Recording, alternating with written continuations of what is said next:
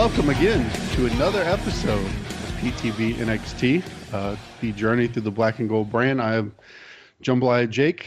I can't believe we have made it this far, actually. This is the podcast that makes me remember how quickly my life is flying by. Without any further ado, let me bring in my cohorts on this journey, because I only have professionals on this podcast. I refuse to have anything but professionals, only professionals. My cohorts are Jennifer Smith and Tim Capel. How are you guys? Or Timifer, some people may like to call it. Oh, that is our couple name, I think. Yeah. Did we have like a horrible teleportation accident and get fused together as a monstrous, unholy creature? Oh, yeah. God, I hope so. Oh, wow. Jake, why does this remind you of how fast your life is flying by? Because, we do it only once a month, but it seems way more frequently than that. And so I'm just like, oh shit, that's another month? Like, it's been a month? Like, that's how quickly months are going by? You know, like, if you do it every week or so, it's like, okay, you don't really, it's too short to really notice, but a month, you're like, you know, that's like a decent chunk of time. And so every time we do this, I know another month has passed until we're on episode 6, so it's like 6 months. And I'm like, we've been doing this for 6 months? That does sound weird.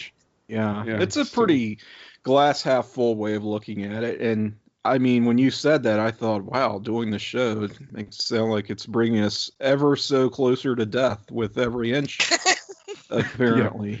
Yeah. I'm like, I don't think these shows have been that bad. God. Well, based on your comments before. Maybe for the listeners, but not for us. Yeah. Look, we're leading them into that good night, if anything. So I had an idea. Professionals also. Yeah, I would only have professionals. Oh yeah, keep all your relationships professional. I mean, keep all of your personal relationships professional as well. Yeah. So before we dive into the shows, I thought a fun way to start this off. I don't know why I thought about this, but I remember a thing when NXT was first, like, starting off, people were really into like the kind of, I guess, generic names that these developmental people were given. Like, for example, CJ Parker. It's a pretty generic name. Yeah, it's a male jobber. So I remember that a few years ago there was a common thing where they would have these NXT developmental name generators. So I figured before we actually get into the episode, I think I have one pulled up, and we should each go through and get a developmental name. Let's do it. Very good. Okay. All right. So I'll start off. So my developmental name is going to be Malcolm Riggs, is what it's given me. Wow. I kind of like it. I'm not going to lie. So I'm Malcolm Riggs. Let's see. Okay, Tim, you will be the Great Flanagan. The Great Flanagan. Okay. That is an amazing name. Also. The Great Flanagan. And so, Jenny, I'm going to go through. I'm hoping this. I'm trying to go through and see if this is a multi-gender. You know, if there are female names. If not, we may have to give you at best a unisex name. I'm good with that. Let's see. Or let's go with this. Chili Banderas. How about that? That could be. Banderas. That's a Chili? ambiguous. Okay. All right. I can see it. So I can see you working that gimmick. Let's see if I remember these. So I think I'm Malcolm Briggs. Briggs or Riggs? Oh, Riggs. I'm sorry. Riggs. The great Scotty Riggs. Yeah. You sound very rugged. Yeah, the great rugged Scotty yet Riggs. handsome. Maybe a lumberjack gimmick. Yeah. Right. It's like a big Josh type bullshit. Right. Yeah. Josh bullshit. I am the Great Flanagan of the Flanagan wrestling family. I'm not sure if I'm the leader of the faction, but I'm a prominent member of what sounds like it should be a faction of Flanagans. I feel like you need a long blonde wig. Mm-hmm. That would be very fitting. You're right. And a big set of tits too. Big, yeah, tickle bitty. Mm-hmm. The great. Yeah, I think that way the announcers could. That way, on commentary, they could come up with a bunch of like cheesy jokes, like, "Oh, great, all right." I'm talking about your boobs, you know. Yes. A lot of family drama, I feel like, within the Flanagans, So too. much. Yes. Yeah. Have a lot of domestic situations. A very love-hate, you know? Right. Like a Dudley's type Mhm. of situation. Anyway. That makes sense. I like how Jenny immediately went into like Booker mode and was like brainstorming what the look would be. Mm-hmm. Like she's like Dusty, like, all right, so you can have long blonde hair, baby. Yeah. Well, it's so funny. I Gotta mean, diet. the joke is that this name generator is supposed to spit out the most generic, like, you could never possibly have any inkling of what a character or image would be for one of these names because they're just so like blasé, right? But I think we each did pretty good. Yeah. I'm still iffy on mine, but I'm not unhappy with it. It has a little personality to it. Does A little spicy. chili banderas? Like me. Okay, wait. We just got something from the booking office. They're changing your gimmick, Jenny, at the last second. You are now going to be drip. You're going to be drip love sauce. Whoa. So that's a more whole fitting. different thing. You got to roll with it in this business, okay? Drip love sauce. Okay. All right. All right. So so our first episode we're going to look at is going to be the March 27th, 2014 episode of NXT, which actually, if you recall, was pretty heavily hyped.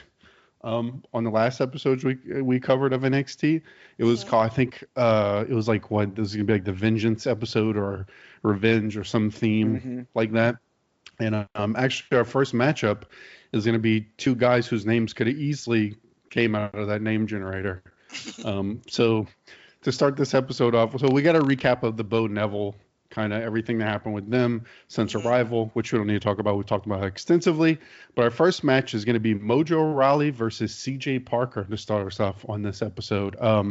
So Mojo is hype as always. And to introduce us to maybe, I feel like this is probably the sorriest commentary team we've had thus far. Oh, honey, yes. On this episode, it was rough. So we have Albert, who I guess his name is Jason Albert. I feel like I'm just catching on to this. Yeah. Well, here's the thing.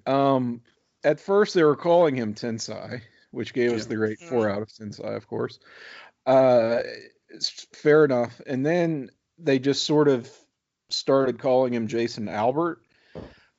I don't think that's the guy's real name, though, is it? Isn't his real name like Matt? Yeah, I think so. I think. Yeah. That out of my ass. That's very weird. So why did they come up with Jason? Why? I mean, who is Jason? And Albert. What the fuck? He did wrestle as Albert, so if you want to call him Albert, I can understand that. I could even get like Tensai was the last name he wrestled under, but who's Jason? So they took his original gimmick, which was Prince Albert, which is named after a genital piercing. And just to make it more business-like, they put Jason in front. Or Prince with Jason. So then we have the immortal Alex Riley, and then we have Tom Phillips, who's kind of our straight man play-by-play. And so immediately as Mojo's coming out, Albert already says that he has goosebumps just by the presence of Mojo, I guess because he's so hype. CJ comes out. He's doing his normal Buffalo Billing with his little tuck and shimmy little number that he always does. Albert says that CJ should join the Peace Corps if he wants to fight climate change. And then he basically admits that he's like a climate change denier, Jason Albert, because he pretty much says like something along the lines of like, oh, that's a bunch of crap. Like, again, the environmentalist has to be a heel that everyone hates. So if you're in the climate change denier camp, you're a face, basically. Like, he's a face commentator, is Jason Albert. So all right, I guess that's what we're supposed to roll with. So while we're on the commentary, because the match I'll talk about in a second, but there's really not much to it. But so Alex Riley, he's kind of been up to this point when he's on commentary, he's sort of pseudo healing it, and I feel like now he's fully. They must have told him, okay, now you're really the heel announcer, because he fully embraces it here. But his stuff like in this match, he says that you can't trust Mojo Rawley, which is just I have no idea what he's basing this. He's like, you can't trust him. It's like, why? I don't understand. And then Tom Phillips just says that Mojo was a pro football star, which I feel like is very generous. Like if he was a star, he'd probably still be doing it. But so we can't trust Mojo Rawley. So this match, CJ took most of the match, but then Mojo hits him with his. I wanted to say 5 moves of doom, but I don't think he has 5 moves. It's pretty much like 3 moves of doom, which is like he does his Stinger Splash looking deal, and then he hits the earthquake thing, even though he has no butt, and he wins the match. Right. Yeah, so I want a half star on this one because pretty much. Whoa. Okay. Not a lot to it, and I don't feel like Mojo can do much of anything. So, yeah, and the commentary was extremely grating, as we kind of already touched on. It was grating. Yeah. I think that I like Mojo maybe more than you guys do. I like him starting an episode because he's so hype and the crowd is super into him. He's very over. And then CJ Parker is a fun little weirdo to put with this guy. And then he throws a fit post-match that is just kind of odd and off-putting. And But, I mean, it was pretty much a basic squash match. I gave it a star. And yeah, that commentary was out of the gate annoying. And it doesn't get much better throughout the night.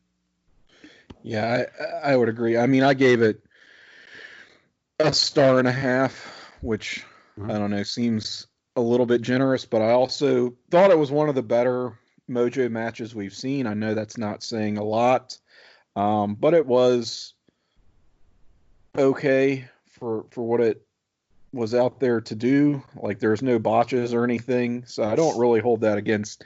I won't hold the commentary against them, against the performers. Let's not forget, this is a rematch from Arrival, so I don't know. I think I had this a little bit higher than the Arrival match between these guys.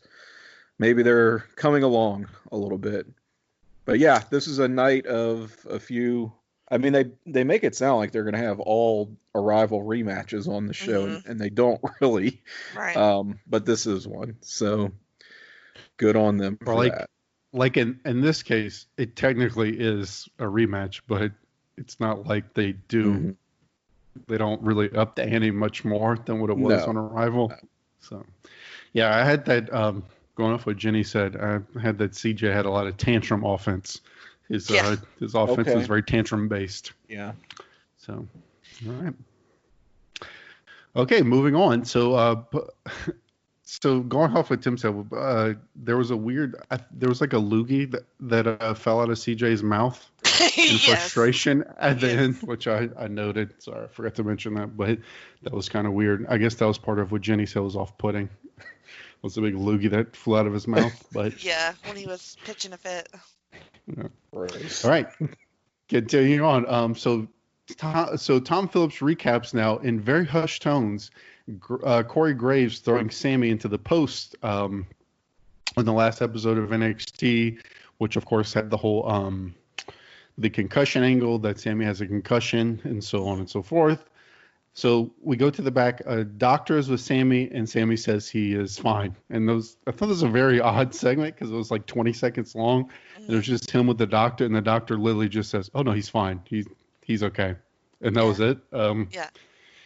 Any further thoughts on this very short, odd doctor vignette? I mean, it was a little bit awkward, but I think it did serve its purpose. We're doing what's going to turn out to be like a 2-show build, sort of, with this Sami has a concussion angle, maybe, and he's denying it, which is in keeping with his kind of underdog, make no excuses type of character.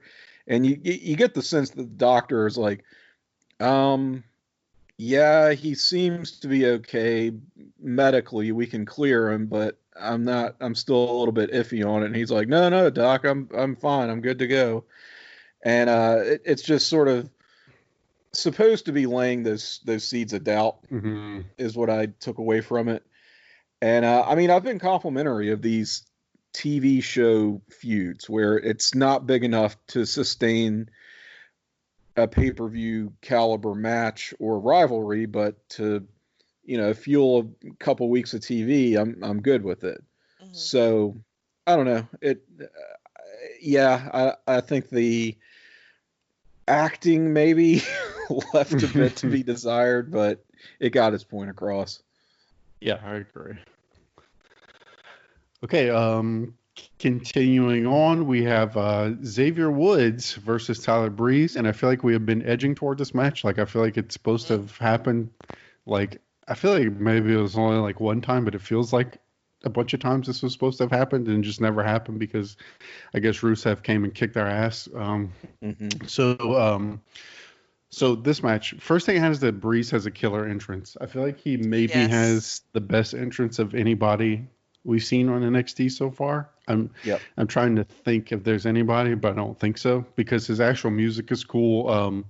The effects are cool. His whole thing when he comes down the ramp is cool. Okay, so this match, Woods pretty much took the entire match on offense. And Breeze is pretty much in like desperation mode until finally he hits the beauty shot pretty much out of nowhere for the win. And that was pretty much the entire match. But I did like Breeze's selling. And I thought, I mean, it was a very simple match, but I think the right guy won.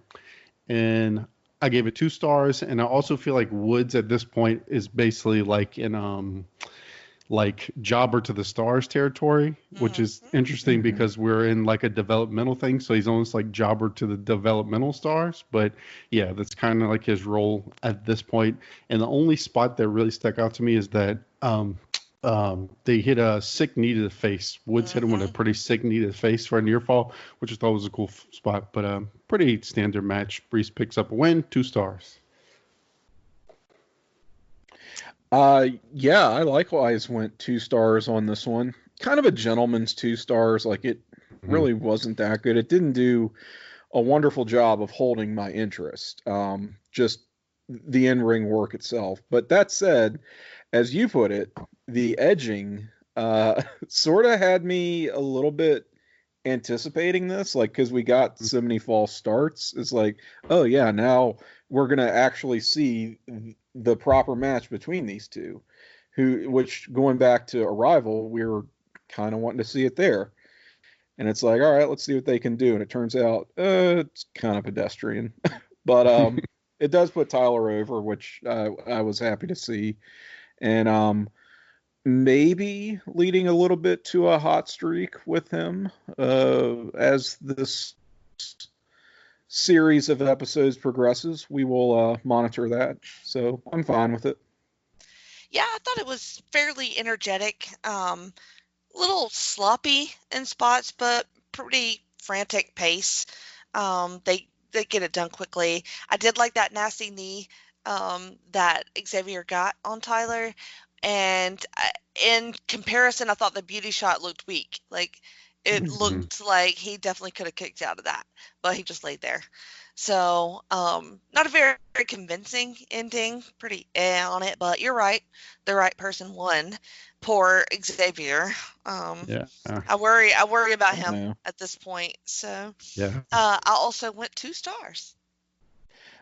I do think it's worth actually reiterating, we've said this before, that the beauty shot, if there's any mark, that's no pun intended, but any mark against Tyler, his finish is not very strong. That could be just like a transition move. Yeah. Which finish do you hate more, the beauty shot or the hyperdrive from Mojo? Ooh. Honestly, I feel like it's a beauty shot. Yeah. Because because the thing about the beauty shot is that's sort of like, because it's almost like a heel kick sort of thing, which a lot of times, like Tim said, they use that sort of in transition, and a lot of times they'll almost try and hide it on camera. Like they'll try and shoot it where you can't see it that much, because a lot of times I feel like the impact doesn't look great just by the nature of it. Yeah, so it's like you usually want to hide it, but if it's the guy's finish, you don't want to hide his finish. And, when so many guys have like super kicks as like even not even a finisher, but they just do that in transition. So he's finishing with like kind of like a heel kick. Yeah, I agree. It looks a little weak. He should probably have something a little bit stronger because he doesn't seem like a guy who can't have something cool. I mean, he's pretty athletic. He could have something cool, but yeah, I definitely agree. So I think I would almost prefer the hyperdrive because the hyperdrive is like, it's not a bad move in theory. It's just, I don't know if Mojo is the right guy to have that sort of move. Usually I don't know. It's just guys with bigger asses. I don't know. It's the only way I can say it. Like, it's just big fat guy energy. Yeah. So commentary. I can't let them off the hook on this match either because so Alex Riley says at one point he looked up charisma and right next to it, right next to Eddie Murphy, he saw Xavier Woods, which I thought was like, and he said he would believe that they were cousins, and I was just like, oh goodness, that was rough. Cringe. Yeah, and, he continues to illustrate why he is the inferior Alex Riley. Absolutely. And even Tom Phillips at one point, I feel like he even thinks, because he's like fine, he's not actively bad, he's just kind of solid. But at one point they were just saying their nonsense and contributing nothing. He's just sure, whatever, okay, which I thought was pretty funny. I had a hard time. I had a hard time telling Alex Riley and Tom Phillips' voices apart. Same. To be honest with you, and that's part of the problem with this commentary team. There's no consistency to it, as we have tracked. Just doing 6 months worth of this show, they seem to change it up on a whim every other episode. And I think that just hurts NXT as a whole. It says something to have just a defined commentary team, even if they're not the best in the world. It just lends that sense of identity to your product. And not to say this show doesn't have an identity at all, but that detracts from it when you just cannot keep track of the commentary from one show to the next. And even within the show, you're like, okay, who's even talking right now? There are so many. Their voices sound so similar, and they are just so interchangeable. So, and I mean, Tom Phillips, I agree, has been fine. But basically, the only way I can tell him and Alex Riley apart is if somebody is saying something forceful and stupid, it's probably Alex Riley. Yeah, they should just have Regal the whole time. Just Regal, Renee, and Tom. Yeah, how complimentary have we been of Regal, and he's added so much to the product and would go a long way in solving some of these identity deficiencies. Yeah, it's kind of baffling. It's like you can do the rotating commentary if you have like a loaded stable of announcers, then you can kind of pull it off. But when they're so interchangeable, like you said, it just kind of sucks. I don't know. Yeah, I mean, like 1997 Nitro, this is not. Yeah. Okay, so we continue on. We have a quick Bo promo backstage. So they cut to him. He's staring off into the abyss, just staring in his normal Bo way. And then pretty much he just says he's going to be champ again. Believe that. So just a quick promo to kind of build towards, to Tim's point earlier, just to build us to something that's coming later to the show, which is always a good thing. And it was extremely quick. Mm-hmm. He had one good line here, which I thought was kind of clever. He said that Neville was just better at climbing than him, not better at wrestling. Right. That's good. Yeah, that's something he continues to push too, is that he never got pinned, which is a really funny heel thing, because he's just like, well, I never got pinned. It's like, well, that's not the point of the match. What do you mean? Yeah, like that's not a thing with ladder. Like anytime somebody loses a ladder match, think of how many ladder matches we see in the modern landscape, and it's like that's not really something anyone comes out of the match on a losing end complaining about. Well, you didn't pin me, you just climbed the ladder and won by the rules of the match. Okay. But it is something Bo would say. It is something. Yeah, it fits his character, his delusional. Yeah. All right. Carrying on, we have Corey Graves versus Yoshitatsu, which is not it's not a rematch from Arrival, but there is a little bit of heat here from Corey Graves screwing over poor Yoshi last time, Mm-hmm. where he threw him into the steps. I like Tom mentioning that if you fail, like he was putting over just in general, like the stakes of NXT as an entire promotion, which I thought was nice, like because you have two guys sort of trying to prove themselves, or I guess what most of these people are doing on here, trying to prove themselves. But he basically mentioned like if you fail here, you'll never make it to the main show. So I kind of like that because it gives the whole, I guess this whole entity like some stakes and kind of gives everybody a goal that they're trying to strive for, which I guess kind of changes as things go on. But I thought at least, when you have a matchup like this, gives some kind of stakes to it. So this match, I felt it really had not a ton of flow. It was pretty much like, I guess after seeing Corey Graves this much, his whole in-ring deal is supposed to be, I guess he's sort of not like a submission specialist, but almost like a cerebral assassin, I guess. It's like this, Oh God. It's like his whole deal. Like he's always supposed to be like working a body part sort of thing. And so he's always like in this match, he's trying to work over Yoshi's knee and Yoshi's like trying to sell it. But then he kind of just abruptly goes to his finish, which is the Lucky 13. And then Yoshi taps to it immediately. So it's like he kind of starts working the knee, but there's really not enough time in this match to really get that going. So I went a star on this one just because I guess I had a good idea, but it's not really like, I don't know if this sort of match is the match to work a limb, I guess. Yeah. Corey looks bored with his own entrance. He just slouches down and leans around and then hangs out in the corner and looks bored.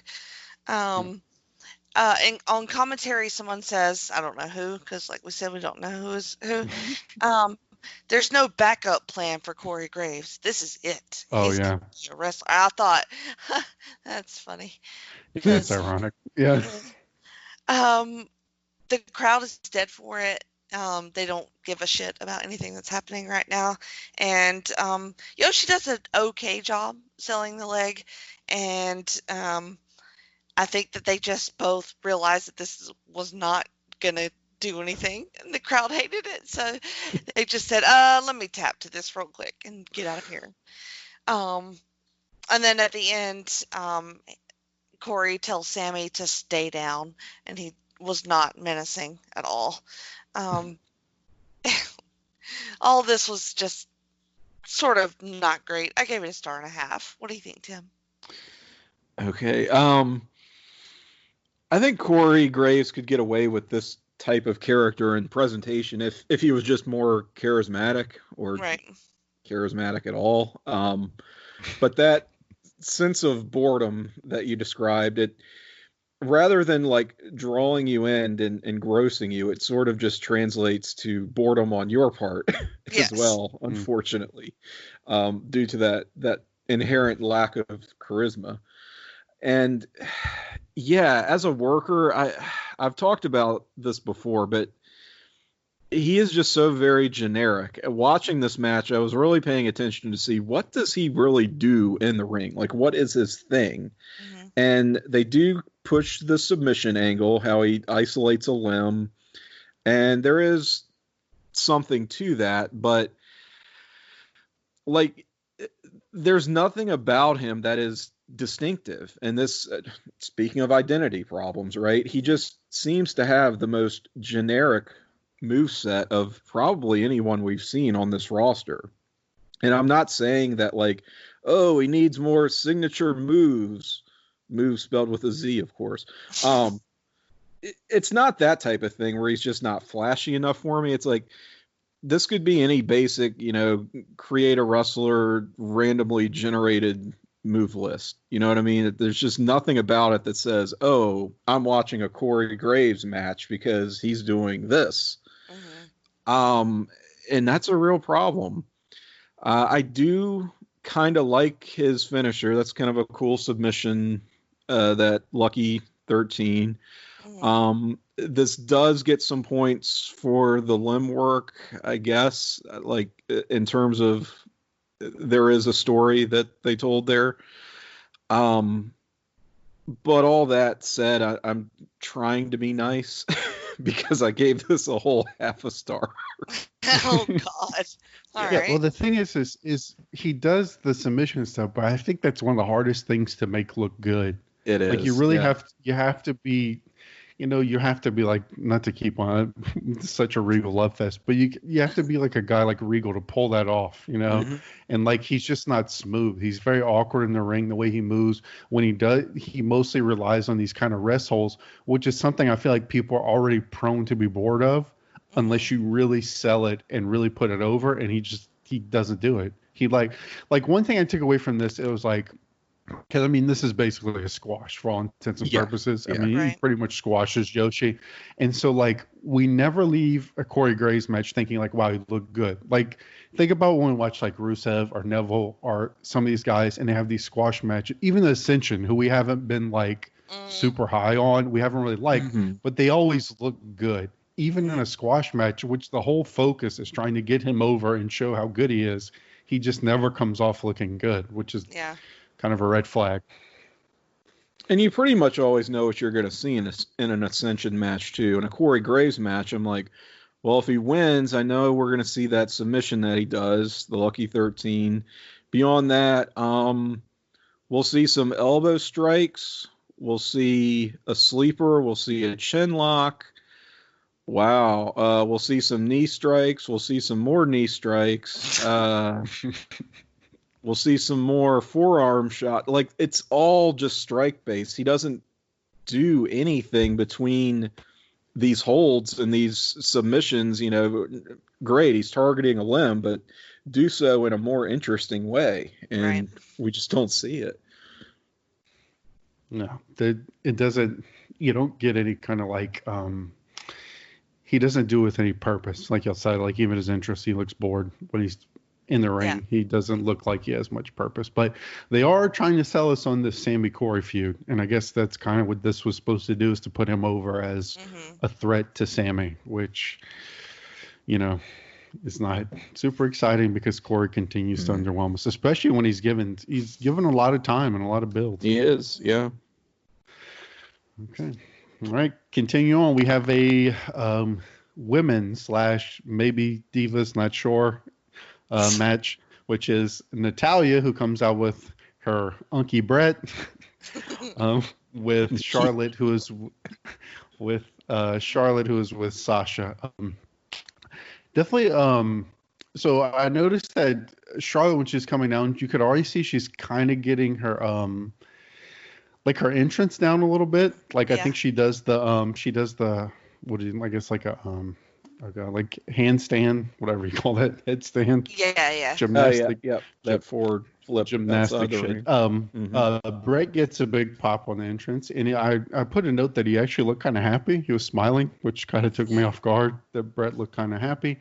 And so this is something too. So Natty's gear, I feel like no one ever talks about this, but she kind of has this low-key scandalous gear, and she always has. Like Dude, one of my notes was like, I love Natty's gear right here, because you can see half her ass cheek. Yeah, she has the Brodus beefcake deal going on. It was like nobody ever talks about it. But yeah, she's like rocking the side butt like in the gear, but I don't know. It's just something I never hear talked about. Low-key. All right. It is. So this match, I thought this was a solid match. I kind of liked the little story that they told in this match, and they did a good job of showing like Natty is like more proficient because she's more experienced, but Charlotte is like kind of hanging with her, even kind of as more of a rookie. I like Charlotte going after the knee, but like Natty always knowing a way to sort of counter it.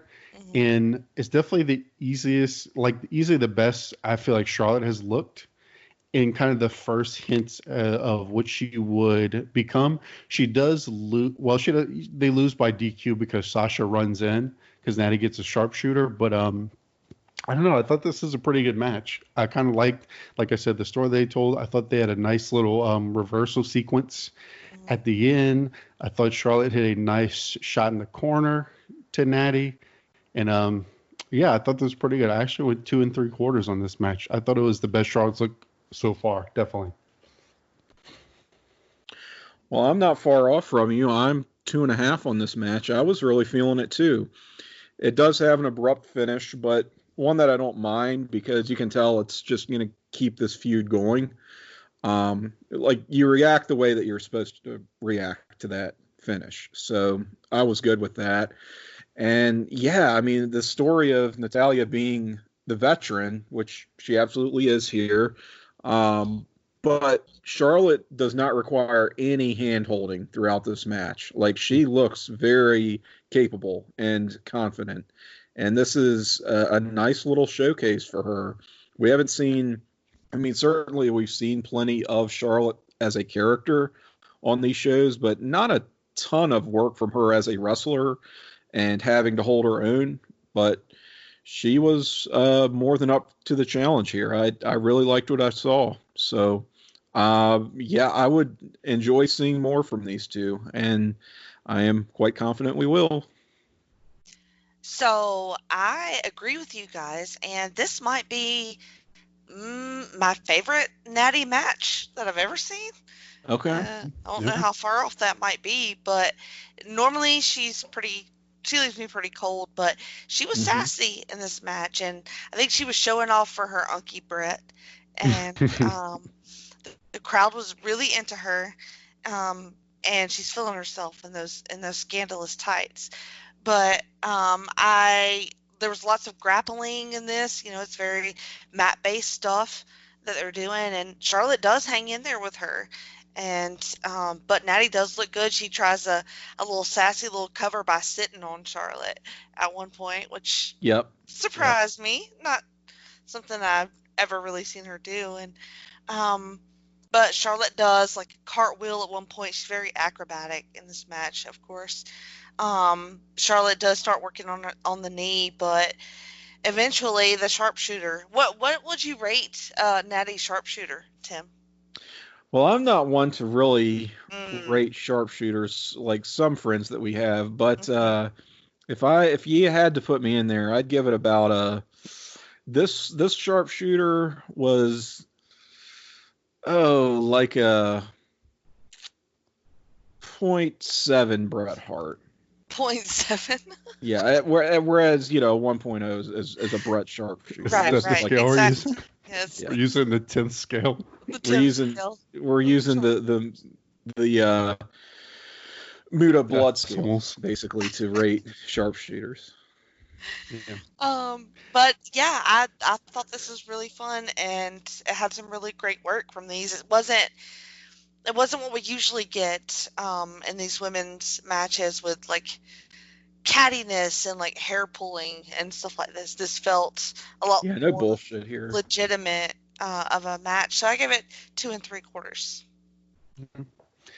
And another thing, so on commentary, as we know, Renee always comes out for the women's matches, but I like the way they present her here. They're kind of changing it a little bit, and it wasn't quite so like just her saying, well, this is how girls are. It was more they present as sort of a backstage insider. And on commentary, they're kind of asking her, well, what's going on backstage? And she would kind of tell them, well, Charlotte's pissed off at Natty, sort of thing. Like that she had the inside scoop, which I think is a better use. She had access to them that the rest of the team would not. Almost like she's like a beat reporter, and she's on the women's sort of like she's covering what's going down with the women backstage or whatever, which is a lot better than her just, what we've seen her do before. It at least made it seem like there's a reason for her to be out here besides, well, she's a woman. We need a woman on commentary. Kind of just putting her in for that reason. And if they had done that with her in the first place, we wouldn't have been so critical of it, I don't think. Yeah, for sure. So post-match, we get Sasha. I love Sasha arguing the DQ when she basically ran in the match. She like blatantly ran in and she starts arguing like, why are you getting DQ? Which is some good heel stuff. And then so Natty locks her in the sharpshooter, and it kind of breaks down the chaos, but not to keep. I mean, yeah, we should keep shitting on them because they were really bad. But again, I didn't find the commentary did a very good job of kind of selling the chaos when the things did break down. Like like I didn't think they really put over because they're so. I find like especially this commentary team, they're so worried about making everything seem so like fun and goofy that Yeah. they don't know how to hit it to that next level of like shit's breaking down and getting chaotic and like they don't sound frantic, which I think could have helped this, especially where you're in like a smaller setting like Full Sail where you don't have like 20,000 people to, lose their shit over it. You kind of need to help sell the chaos. So I thought they could have done a little better at that, but Yeah, that's okay. true. They try to keep everything so lighthearted that when something kind of frantic and more serious does happen, it's a little bit swept under the rug. And I like that Natty got that shine after the match, putting Yeah, Sasha me in the too. sharpshooter like that. That Yeah. was pretty cool.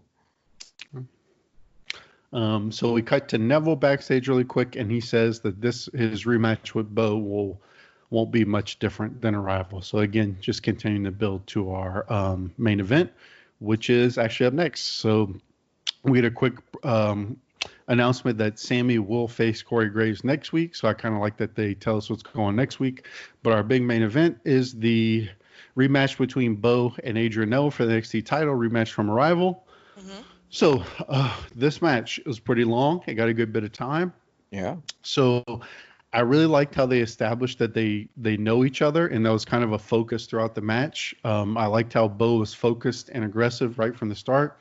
I really liked the heat segment that they did early on with Neville, with Bo kind of wearing him down, which was really cool because it shows that Bo knows he needs to kind of go into his like angry Bo mode right from the get-go, and they really had the crowd getting into it early, I thought.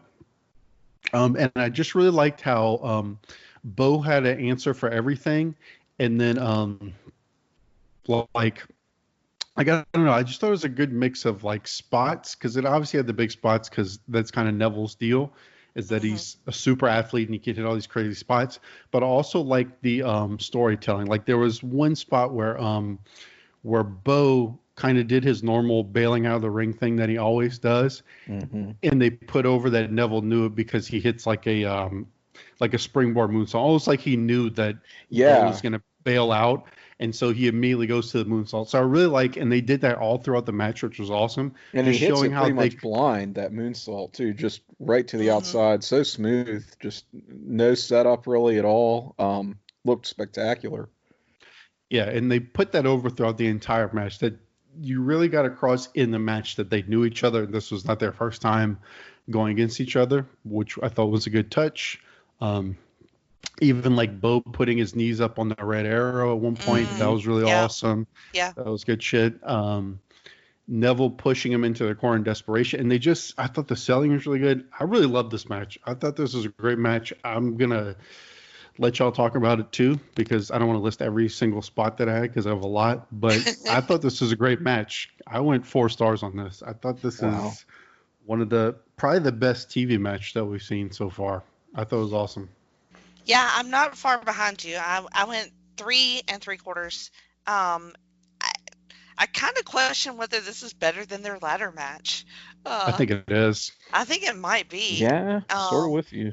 it was a lot more focused, and Bo seemed to be working a lot more stiff um, on Neville, especially with a clothesline kind of halfway through the match. But then Neville starts getting real hot, does a bunch of great kicks, and like you said, the knees up on the red arrow was a great spot.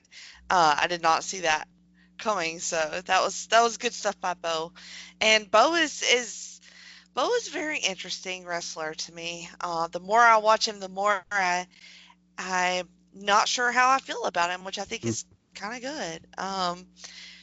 Because his promos are so weird, but then in the ring he does really bring it most of the time. And Neville looks real good, like crisp and strong and confident. He's hitting all of his moves, and I mean he does a sweet super kick on Bo too. So yeah, Mm-hmm. I really like this one as well.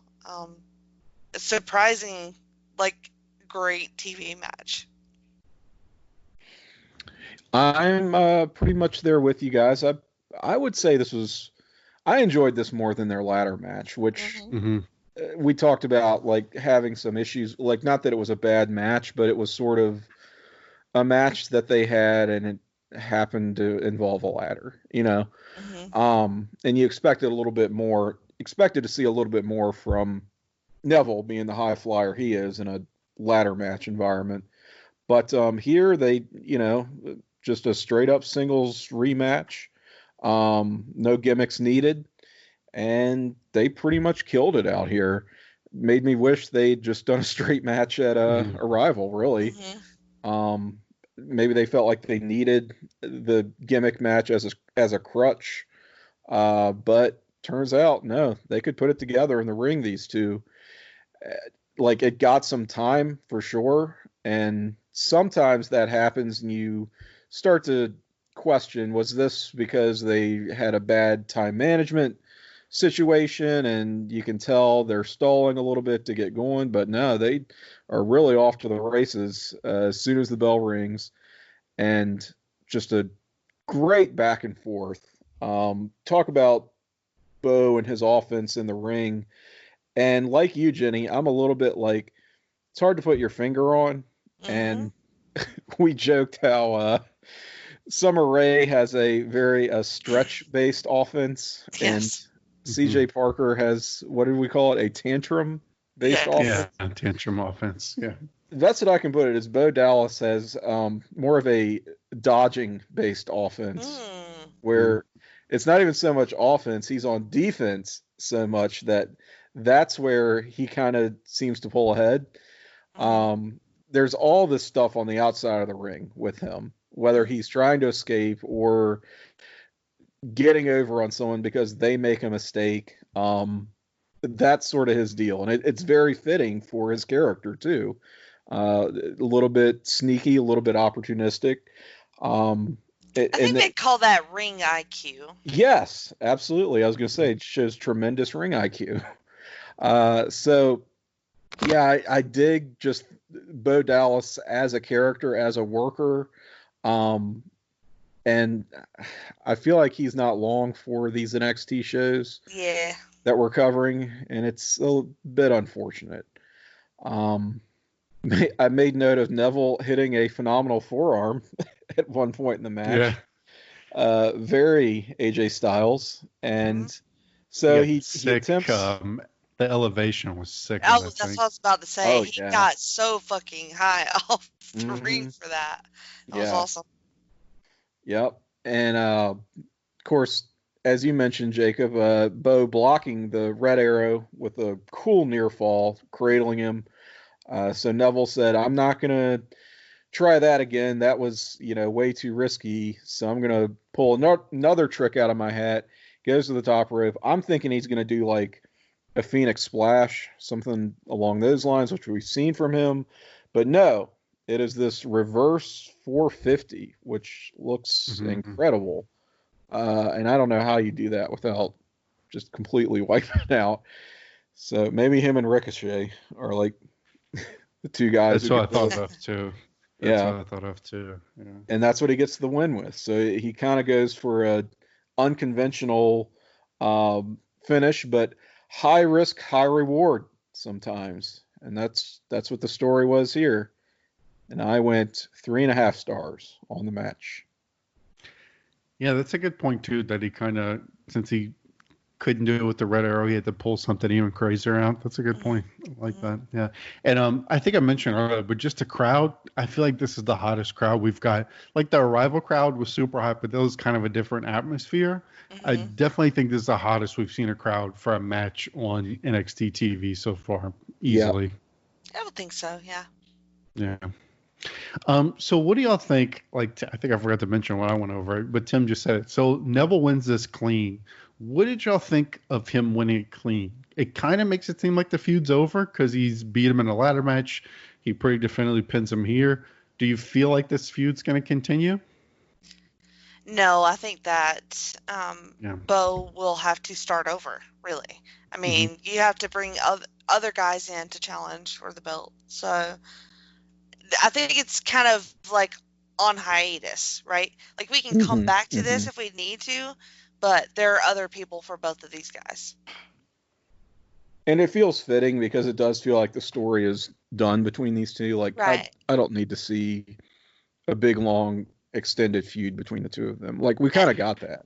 And Neville looks good and dominant and like a champion. Yeah. Yeah, because I agree.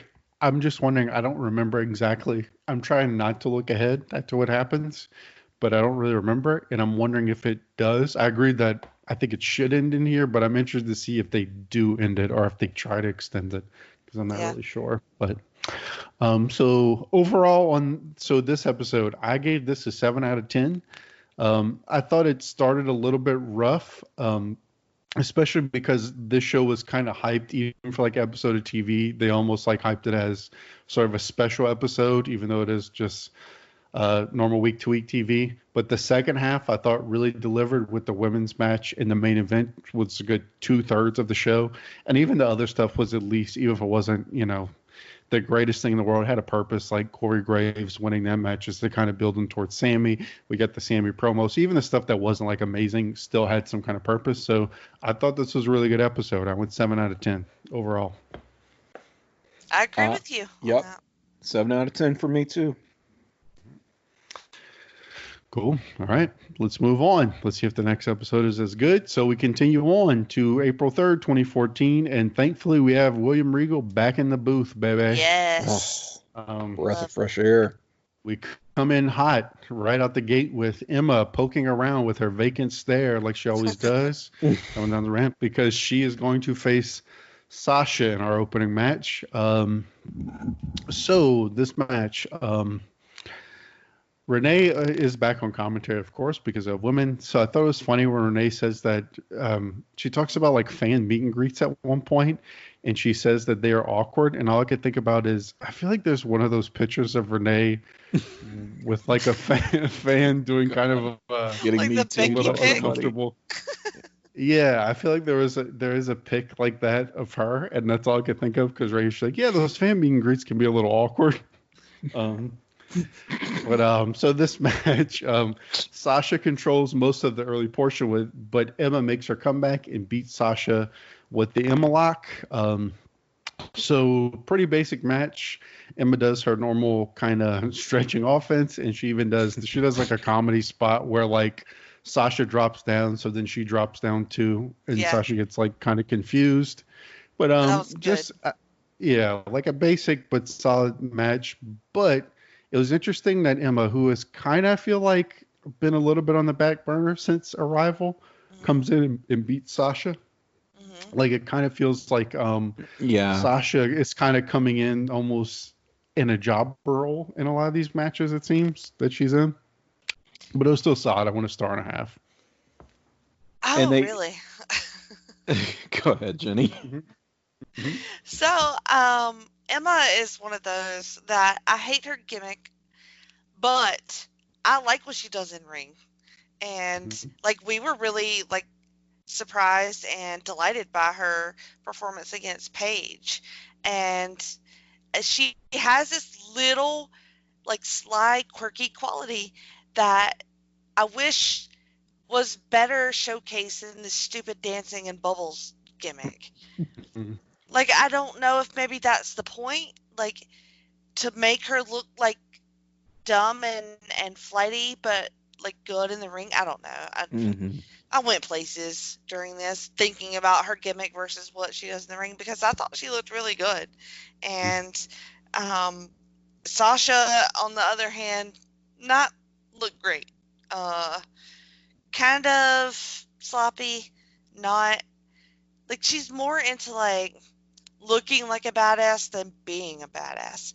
Yeah, kind of a lot of weak strikes and stuff. Yeah, like it was not her night for me in this. But Emma and Regal on commentary, he brings up Emma's dalliance with Santino, and I was like, "What dalliance are we talking about?"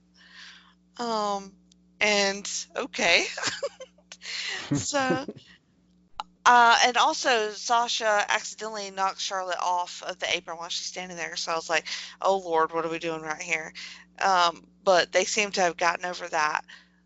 And so I went 2 2/4 stars. Tim. Okay. 2 2/4. What I mean. Two and Two and yeah. Is that 2.5? Right? 2.25. Yes, that's what I meant. Yeah, we have, I feel like, speculated on Emma's character, whether this is a deliberate ruse to lull people into a false sense of security. Like maybe it's more layered than we really think, but the commentating hasn't done a whole lot to sell that idea. I mean, hasn't done anything to sell that idea. They're just, she just likes to have fun. It's that whole angle. She likes to dance. She has bubbles. I just gotta dance when she comes. You know, it's just pushing that whole thing. Yeah. And again, it's that sort of very one-note cookie cutter type commentary where it can only ever be one thing that I think holds some of these characters and the product as a whole back a bit. So maybe Emma's sort of a casualty of that. As far as the Santino thing, yeah, I've forgotten that started. So I gather she has started palling around with him on the main roster at this point, perhaps. And it was sort of weird because nobody was real sure whether that counted as like a call up or if she was just going to be a valet for Santino, but still work in NXT. She's in that nebulous period right here where she's sort of doing both and they aren't quite sure themselves, I don't think, how to program her. But yeah, she did look good in this match. I mean, I think she's always looked as solid as ever in ring. Sasha has the swagger, but not so much the talent to back it up. I would agree, Jenny. I did write down, is this the origin of the Sasha's Ratchet chant? Because is that what they were saying? That's what they were saying, and that is that's what they were asking. Yeah, that again, I don't want to get ahead, but so much, but I just knowing in my head that becomes a thing. I've been sort of looking for it, and I feel like this is the first time we've heard it, and on one of these shows.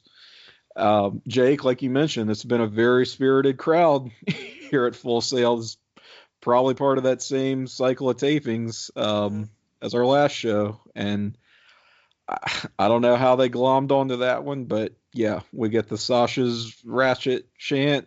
Does anyone even say Ratchet? No, it's a very there's definitely sort of a regional rapper I know in this area that has an entire song about that, and that's when they started saying it, I was a little like, yikes, like, I don't know about this, kind of, because this could have some, like some underlying meanings to it. But Regal, and so, but Regal says that he's like, I don't understand what that is. He's like, I just call them all bags. Right. Yeah.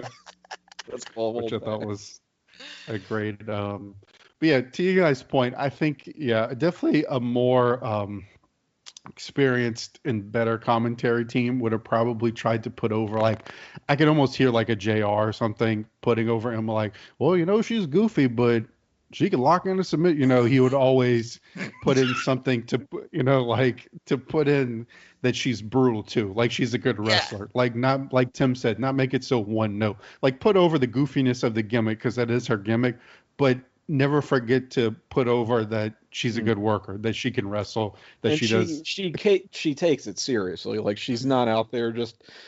She cares whether she wins or loses, clearly, because she always goes out and tries to win. So it's just one of those weird disconnects. Regal, though, in addition to many great lines, does call out Sasha as someone to watch. Admires her venom and her spite, as he puts it. So he's a little bit ahead of the curve here on Sasha, perhaps. Knows something that maybe we don't, like that she's training and gonna get pretty good. But yeah, I mean, in the ring, certainly an off night for her. She doesn't look great, but Emma pretty much carries her to a decent enough match. I do love that Emma lock. I still The think Emma lock looks good. It's killer. It's I killer. think that's a great submission. And I went a star and 1/2. Okay. All right. Two Next halves. up, we have two halves. Y'all know I don't like math. Come on. Can't calculate no goddamn math. Aren't you a math teacher? I dabble. That's trying to sit here and do math. I'm off the clock. I gave it 1/2 of 3 stars. So next up, we get a Mojo hype package, which Yes. is very fitting for him. It's just literally him screaming to the camera for like 2 minutes Yeah. about how hype he is. So meta. Yeah, he's a guy he's almost like the Ascension, where it's like, I mean, I understand why they don't want to, because he probably doesn't have enough skill to actually do a real match yet. But he's almost like the Ascension, where you're like, okay, he's hype, we got it. Like, I mean, we've been watching. He's been around for a good, 2 months of NXT so far, and we've never really seen him have a real match yet. So he's almost like the Ascension, who is coming up next, where you're like, okay, but we need to see something. I mean, the squash matches, we're over. We know his finisher. We know his character. Give him something real. Right. Hasn't had a real match, huh? Yeah, not real. Trademarked. Fictitious matches only. Yes. All right. Speaking of people who only do squash matches, like I said, we have the Ascension versus some local talents. Local competitors. Mr. Jack Hurley and Mr. Johnny Vandal, or Vandal, depending on your regional dialect. So this is one of the squash matches where the local talents get literally no offense. Sometimes you get a squash where they get a little bit, but like they literally do not lay a hand on the Ascension. The Ascension goes to their normal kind of Ascension offense, and they win it. The only notable spot I had is that at one point Connor, I think it was, I'm never really sure with them who's Connor and who's yeah, I think the larger, yeah, because they're all about like one's Victor. Yeah, one's like something like one is the scalpel or something, and one is the the hammer or some shit like that. They always say, Right? Yeah. Better. But he threw Vandal into the ropes, and he just kind of fell on his head, which looked a little brutal. But I gave it 1 star, just because I don't really know at this point. It's just an Ascension squash, so 1 star. Guess what? I actually gave this a star and a 1/2 star as well. Once again, 1/2 of 3 stars for this match. And you want to know why? I'll tell you why I gave it that extra 1/2 a star. It's because the local competitors did not get any offense. It was actually booked the way I've been wanting to see an Ascension squash booked. Like, we've complained that there's no real tag division. These guys are supposed to be so dominant, but they go out there and have these plodding matches, and they're not competitive, but they still like will actually sell for people sometimes that ought to be beneath them, and they just don't look as dominant as they ought to. And while I thought this was kind of overlong, it did fit the idea that they were toying with these dudes. Like they wanted to make them suffer before really just putting them away. So I actually could buy into that, unlike in past Ascension squashes. The squashing. Oh, There you Lord. go. The squashing. That's Squinch. all they do. A squinch match. This was a squinching match. What have I done? Squinch. Oh, It's like a squash where the jobbers get no offense. It's a squinch. it's a squinching match. I think we're gonna have to trademark that. Squinch. And the whole Connor throwing the guy into the ropes. At first, I thought it was a botch when he like he landed, legs first on the ring ropes, and then he did it like 2 more times, and the fans were sort of chanting for it, and it did look more devastating. Like he was sort of, I don't know, pinballing off the ropes, and it had that whiplash effect that you wouldn't get off of just a normal body slam. So I was like, okay, this sort of works. And yeah, I was feeling this a bit. So while I'm not totally on the Ascension bandwagon, this was a good example of an Ascension match. Yeah, it's, we talked, the more, I don't really notice what I'm watching, but it is weird to think how few tag matches there are. Like, just to think you watch like 3 hours of wrestling TV and there's like really no tag matches. Right. It's weird. I was going to ask you guys, like, name your favorite tag team in NXT right now. And we have the one, and that's it. And all we get is these stupid fucking matches that mean nothing. Well, and the thing is, because the thing is too, is that I feel like a thing of modern wrestling, it's like one of their favorite things to go to fill time on like TV is to put like people in different feuds, like mash them together in tag teams so they're not like one-on-one. So it's just, I haven't really thought about it, but there really is like, besides the Ascension squashing people, there's really like no tag matches on these shows. It's weird. I mean, we will see this be better eventually, but very weak to start off with. And young Mr. Vandal has been vandalized, Regal says. Yes. And calls a squashing a bloodthirsty lot, which I agree with because they murder these poor jobbers. 1 star for me. In all honesty, it probably only deserved 1 star. I just rewarded it for being more the type of match I've thought they should have all along. That's fair. Yeah, extra points for the jobbers getting no shine. Yeah. All right, continue on. So we have Xavier Woods, poor Xavier Woods, versus Brodus Clay, noted Fox News contributor Brodus Clay. So this match, I couldn't remember if we had seen Brodus Clay before in these shows. I feel like we hadn't. Okay. It is someone else. But so this is like your typical big guy, little guy sort of match, like a very abbreviated version. Like kind of like Xavier Woods tries to have a little comeback after Brodus starts beating the crap out of him, but it gets cut off and he gets power bombed, and then Brodus hits the big splash for a win. So I thought this was a tick better than maybe like a normal squash. So I went 1.5 stars on this one. I did like when Regal said that he and Xavier Woods both collect funk records. Yeah, they trade them.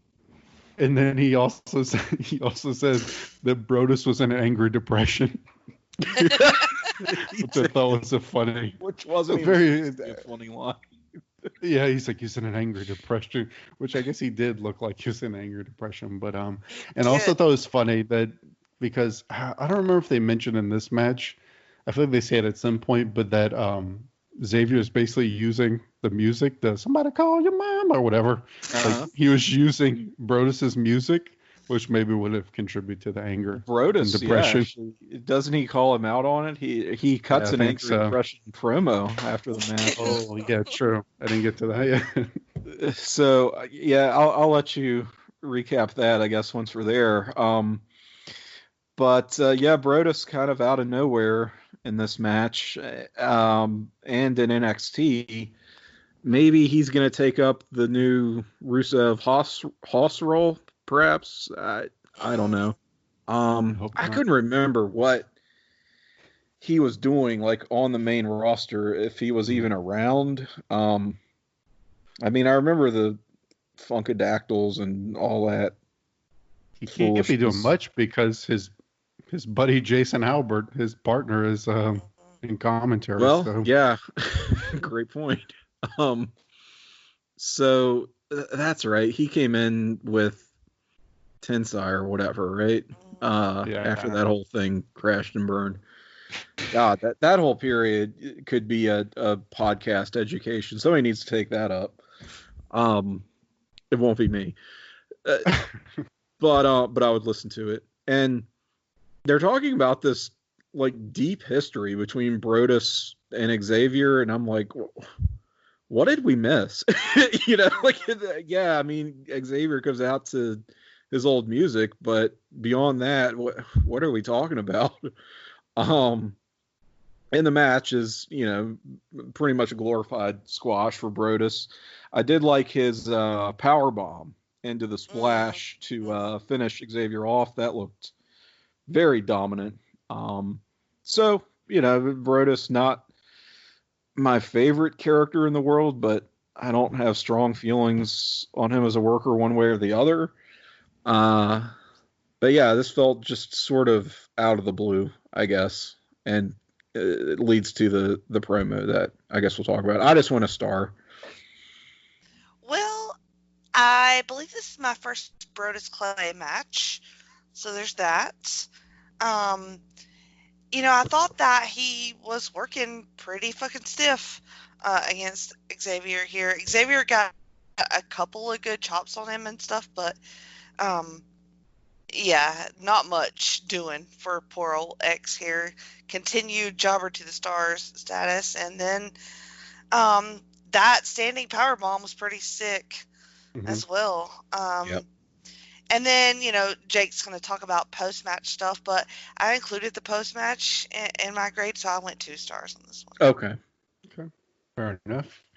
Yeah, Brodus I almost feel like that's, like, from what Tim was saying, I almost feel like that's why he's here, because he is sort of kind of a relic of the, I guess, like 2012-ish kind of 2012, 2013 WWE. And because this is sort of a transitional period, like right around when Daniel Bryan's getting big and everything. So I feel like that's maybe why they stuck him here, to be like a big, big guy heel, because they don't really have anything for him. But so after the match, he cuts a promo. He says WWE has taken everything from him. He gets the what treatment from the crowd in 2014, which is not good. He says, he calls out Neville, calls out the champ immediately, says Neville is going to feel the gravitational pull of Brodus. And then he ends with, I guess, which is supposed to be like his catchphrase, which is, you do know that, is what he says. So, besides that's how he signs off on Fox News also. You do know that. So besides that very generic catchphrase, I thought it was a solid enough promo. He almost we'll get to it, because this is not his last appearance in this set of episodes. We'll get to it, but I'm not sure, but I feel like I know what his role is going to be here. And it seems like this is a decent build to him coming in as sort of a heel, coming in and calling out the champion sort of thing. So I thought it was fine, the promo. He is kind of legit scary, and he gives me sort of an Andre vibe with his face. Wow. Okay. Do you feel like his face looks like Andre's? I could see that. Well, we'll get to it. The crowd. I'm going to save it for when the crowd actually says it, but we get one of the most savage reactions to what he might look like later on. Yes. Yeah. I could. I thought his promo, I liked him calling out Neville. That's, you want to hit the ground running. That's cool. But the whole, like, angry depression WWE has taken everything from me. And it's like, you're sitting there dinosaur. Like, oh. Yeah. Yeah. I mean, like, that's the sequel to The Good Dinosaur. The angry depressed. It will not be well received by Pixar. My son will love it though. Okay. But yeah, I mean, that's kind of my point. You're sort of sitting there like, oh, what's he so mad about? And it's like, they took my music, they took my dactyls, and you're like, well, that seems a little trite. Like, it's just, And also his tit kept falling out of his little gear there. Ball. Yeah, a little slip. A little couple of nip slips there. Oh, Brody slip. Yep. That was the best Yeah. he could come up with for his. They've taken everything from me. Yeah, it's Yeah. honestly, he didn't even have to make it that complex. Like the Yeah. way NXT is presented, he could have just come in and say like, I've been on the main roster. I'm coming down here to take this over. Blah blah blah. I'm big. I'm coming after you, Neville. Like he didn't, like that would have been enough motivation. Tired of looking like a fool, whatever it is. Yeah, something like that. We need to know, but like he's pissed that poor Xavier Woods took his music. He took his funk actors, gave them actual in-ring careers. So Neville actually does address him after this. I forgot to mention, and he basically Neville says NXT is the future and it's just as good as the main shows.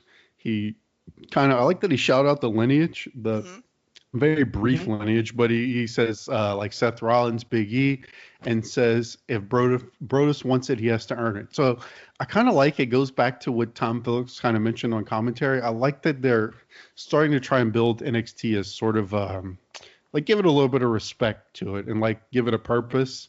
And like he's trying to Neville's putting over the title by saying, look, you can't even just because you've been on the main roster. I mean, you're Brodus Clay. You can't just come in and demand the title shot just because you've been on the main roster. Like we have good wrestlers on this show. So I thought that was cool.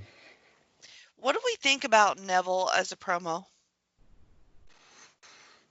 I think he's just not amazing, but I think he's just a solid kind of babyface. And I think it fits here. He's a guy where it's like, I don't know if this would, I kind of always hate that saying like, oh, it works here, but it works in the main roster.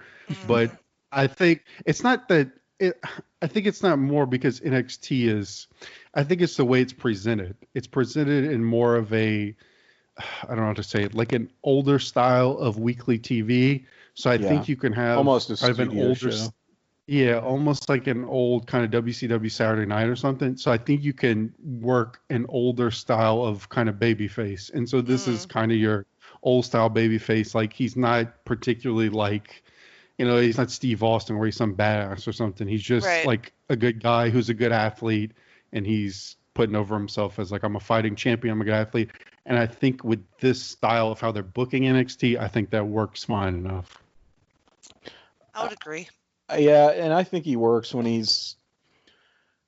kind of gives it that, and here's an expression I hate, but I'll go ahead and acknowledge that real sports feel, sort of. Like I sort of hate that analogy, but he is pretty good at it, is Neville. So points there, and when he's not doing the whole cell phone thing, cutting a promo, which I wasn't real fond of, I think it's perfectly fine. Yeah, it's almost like an old face Brian Pillman or some guy like that, Yeah. All right.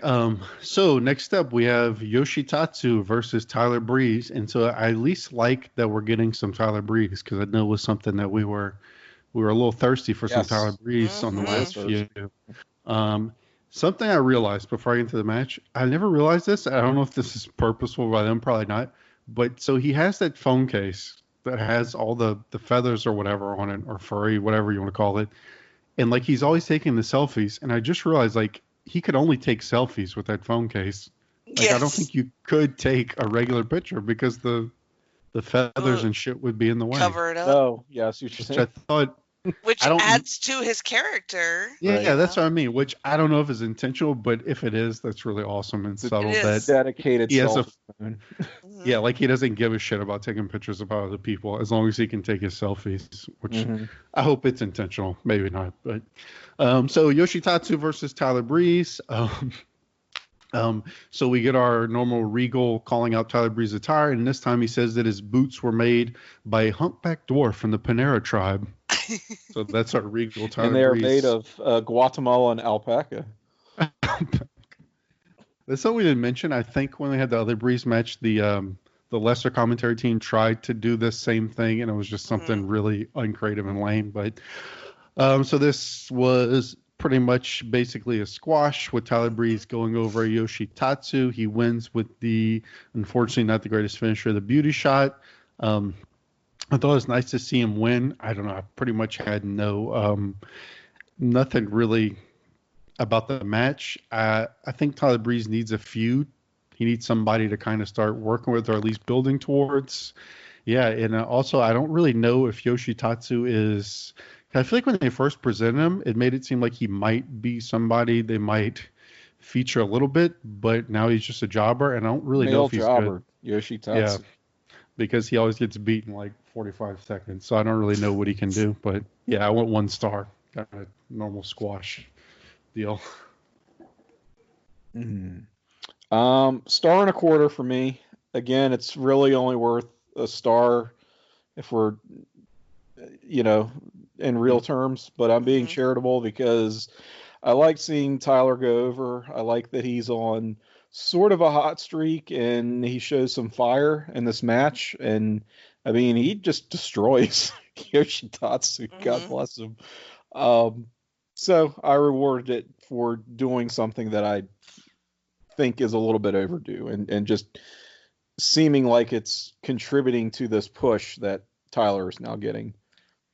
I'm with you. I like Tyler's energy in this match. It seems a little bit more focused than I think the previous match that we watched of his.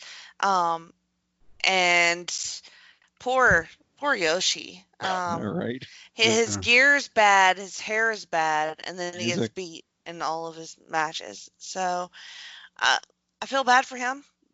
I feel like he probably is better than this, but this is what we're doing.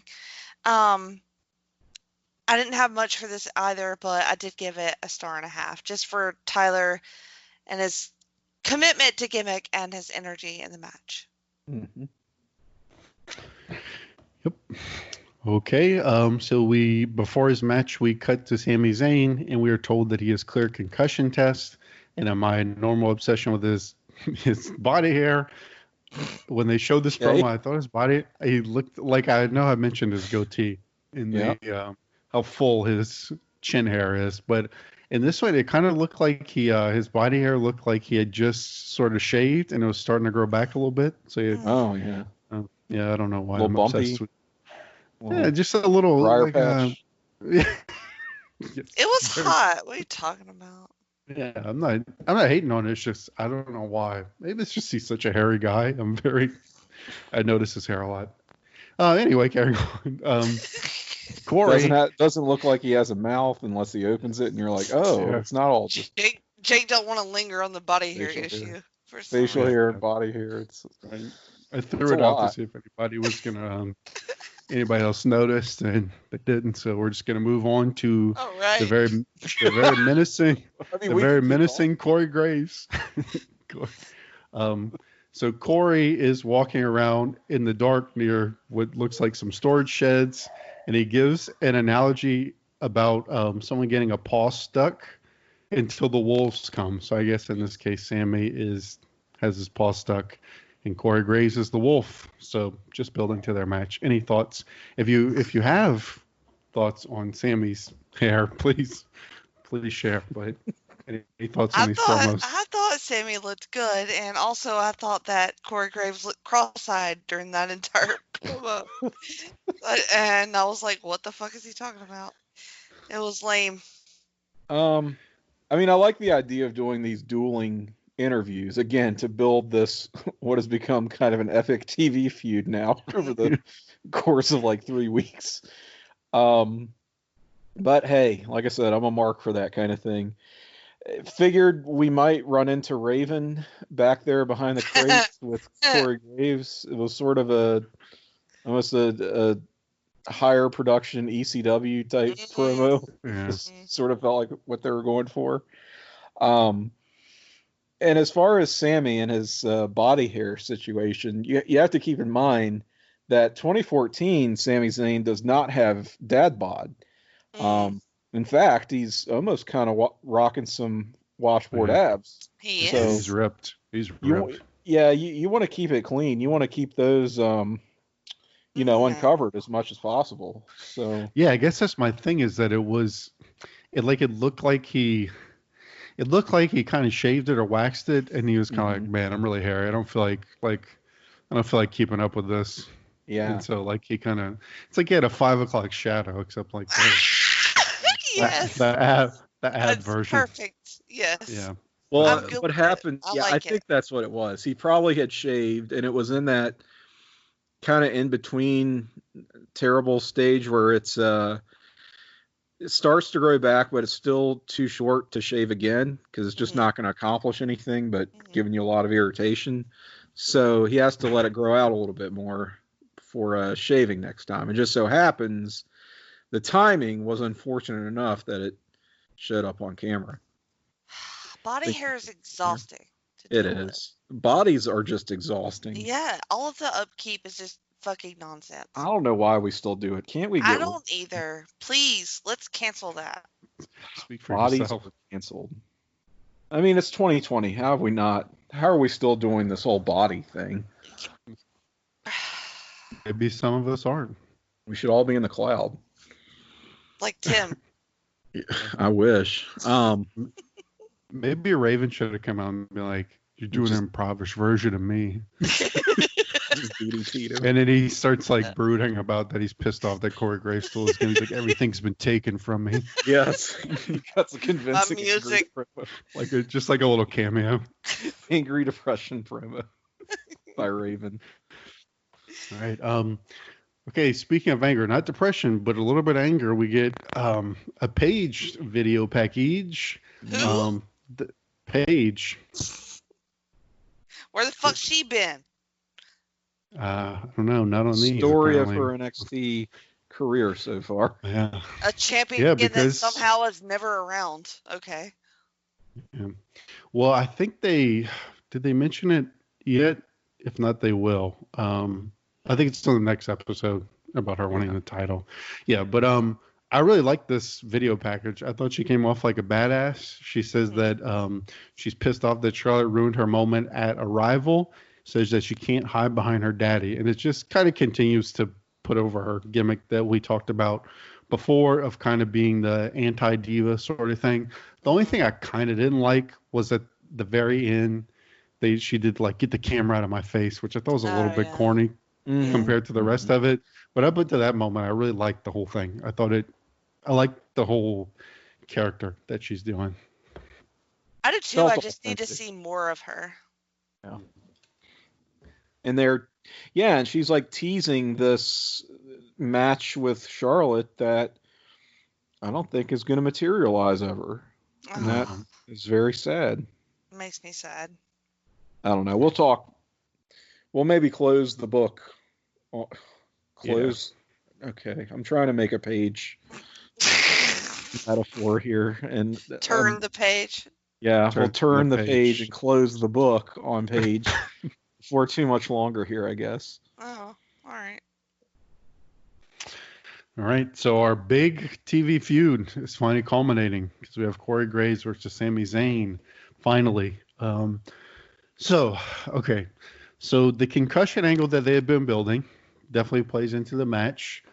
But kind of what has been the story of Corey Graves as we've seen him is that the idea that they are going for, I thought was very good, but they just did, because the whole thing is like, okay, he's like working over Sammy's head, but his main thing that he's doing is pretty much like headlocks. And so he kind of does all that, and like, so we had some cool spots in between. I'll talk about them after, but just the whole match was centered around him trying to work over Sammy's head. And so by the end, they pretty much do a thing where it's like ref stoppage because Sami is, I guess, reconcussed.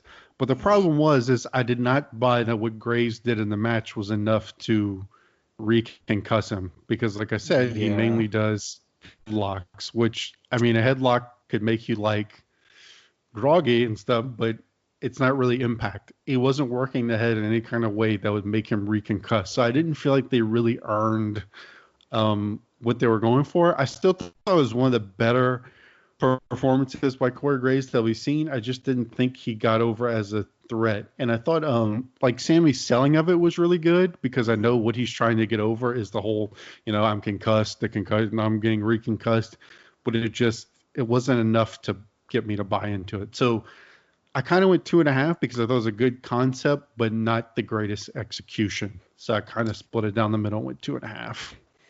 Well, I kind of disagree. I mean, I thought that Corey did enough on offense aside from the headlocks. He did a lot of punching to the head, stomping of the head. Every time he could get around Sami, he was going for his head.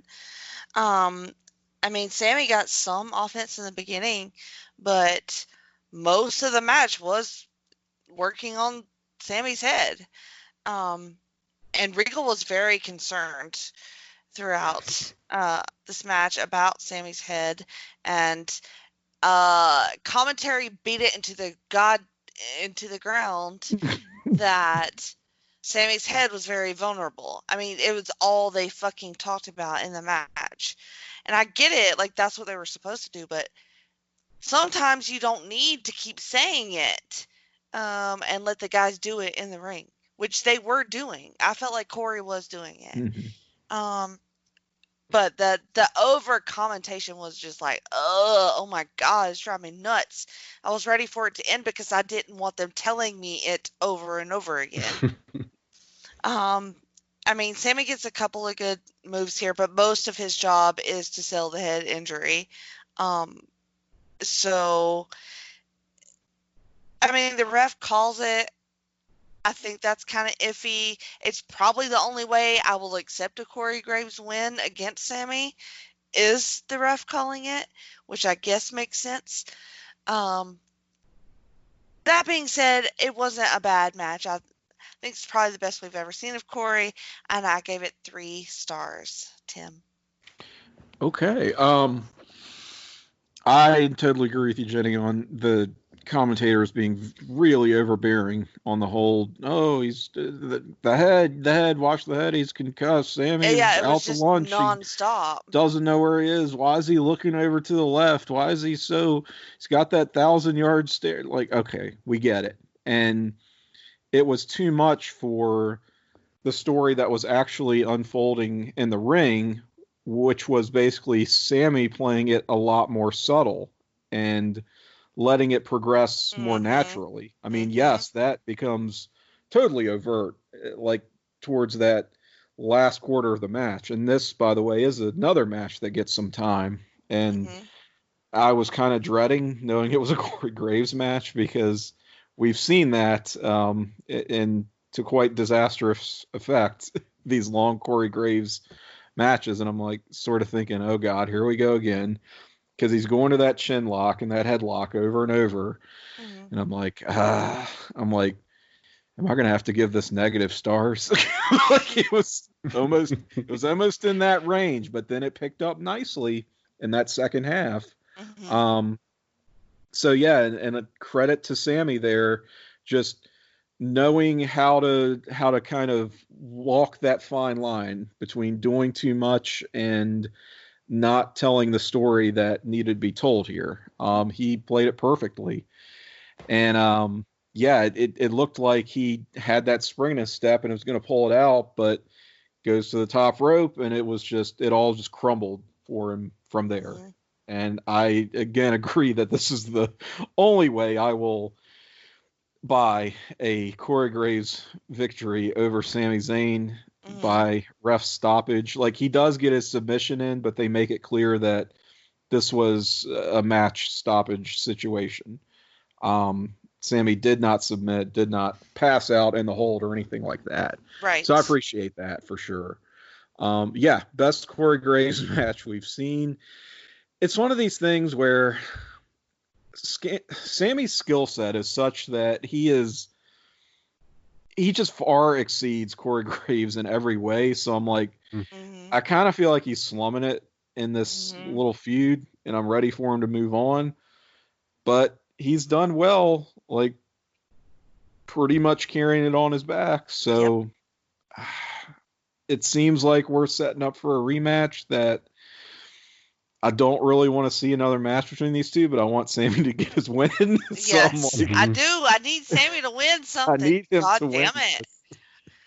And that's where I am. So I'm a little bit split. Anyway, I went 2.5 stars.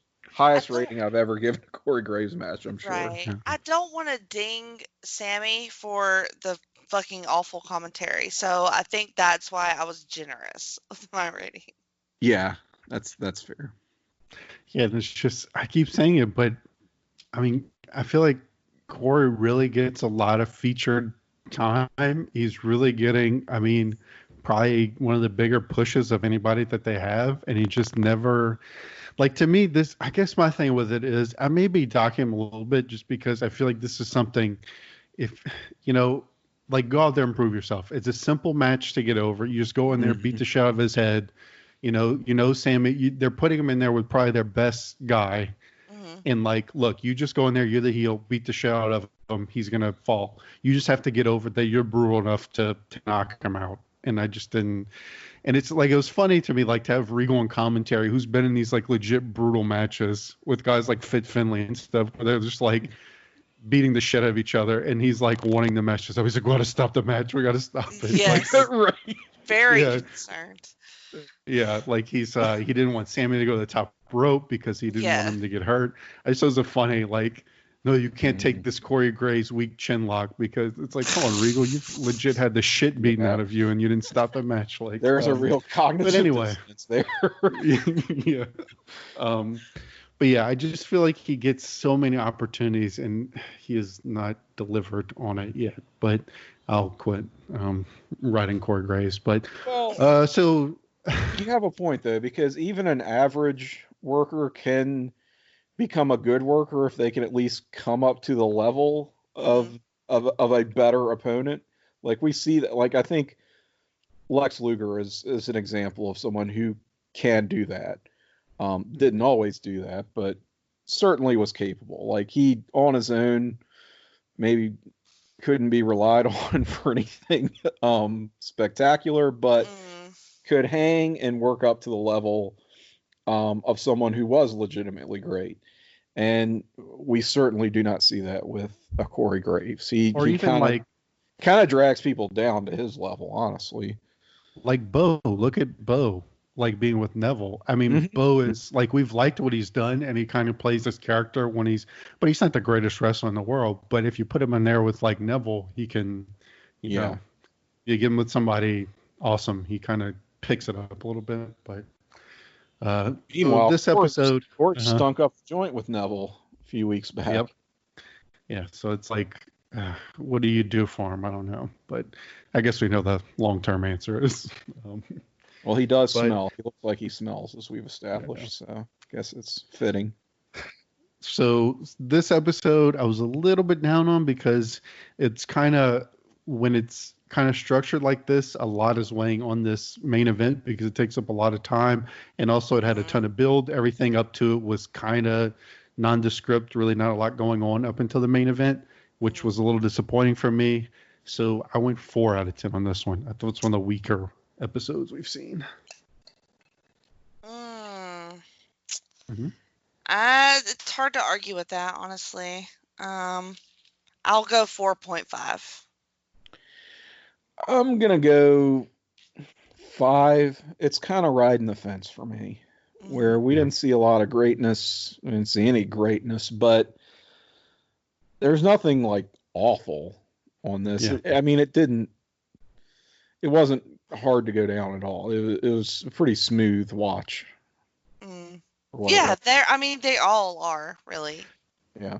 Pretty easy. Yeah, they have a low floor. A high floor, I guess I should say. Like there's only so, because it's like a squash. I mean, unless it's really terrible when they have all these squash matches and stuff. And the women's stuff was decent and everything. Yeah. But yeah, it's almost like I feel like on these I'm always somewhere between like a 4 to a 7. Like it's never.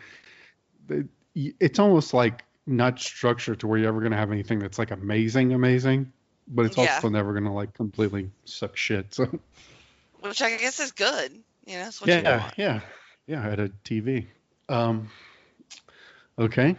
So we reserve the right to say something really sucks shit on this show. So though we reserve the right to say some of this sucks shit, we have some stuff on PlaceToBeNation.com that does not suck shit. Jenny, you want to tell us about it? I will. A couple of those things. Well, the Backlash 2020 reaction show, I don't know if that sucks shit or not, but The Chris reaction Zellner, show does not suck shit. The show itself sucks shit. okay. Well, we'll see. Chris Zellner and Devin Hales have that show, and so they break it down for you. Also, on one of the newest shows on the feed is Wrestling's Chicken Salad, where Ben Locke, joined by Logan Crosland and Sean Kidd, goes over the myriad of perceived bad pay-per-views in wrestling history, and they debut this episode with a recap of the 1991 Great American Bash. I feel like Uncensored 1995 needs to make an appearance on this series. That is a perceived bad pay-per-view, you're right. Perceived by everybody except for me, apparently. Also on the latest NWA Saturday special, Scott and Dr. G are joined by Callum McDougall to begin a series on NWA's Mount Rushmore with a discussion on Harley Race.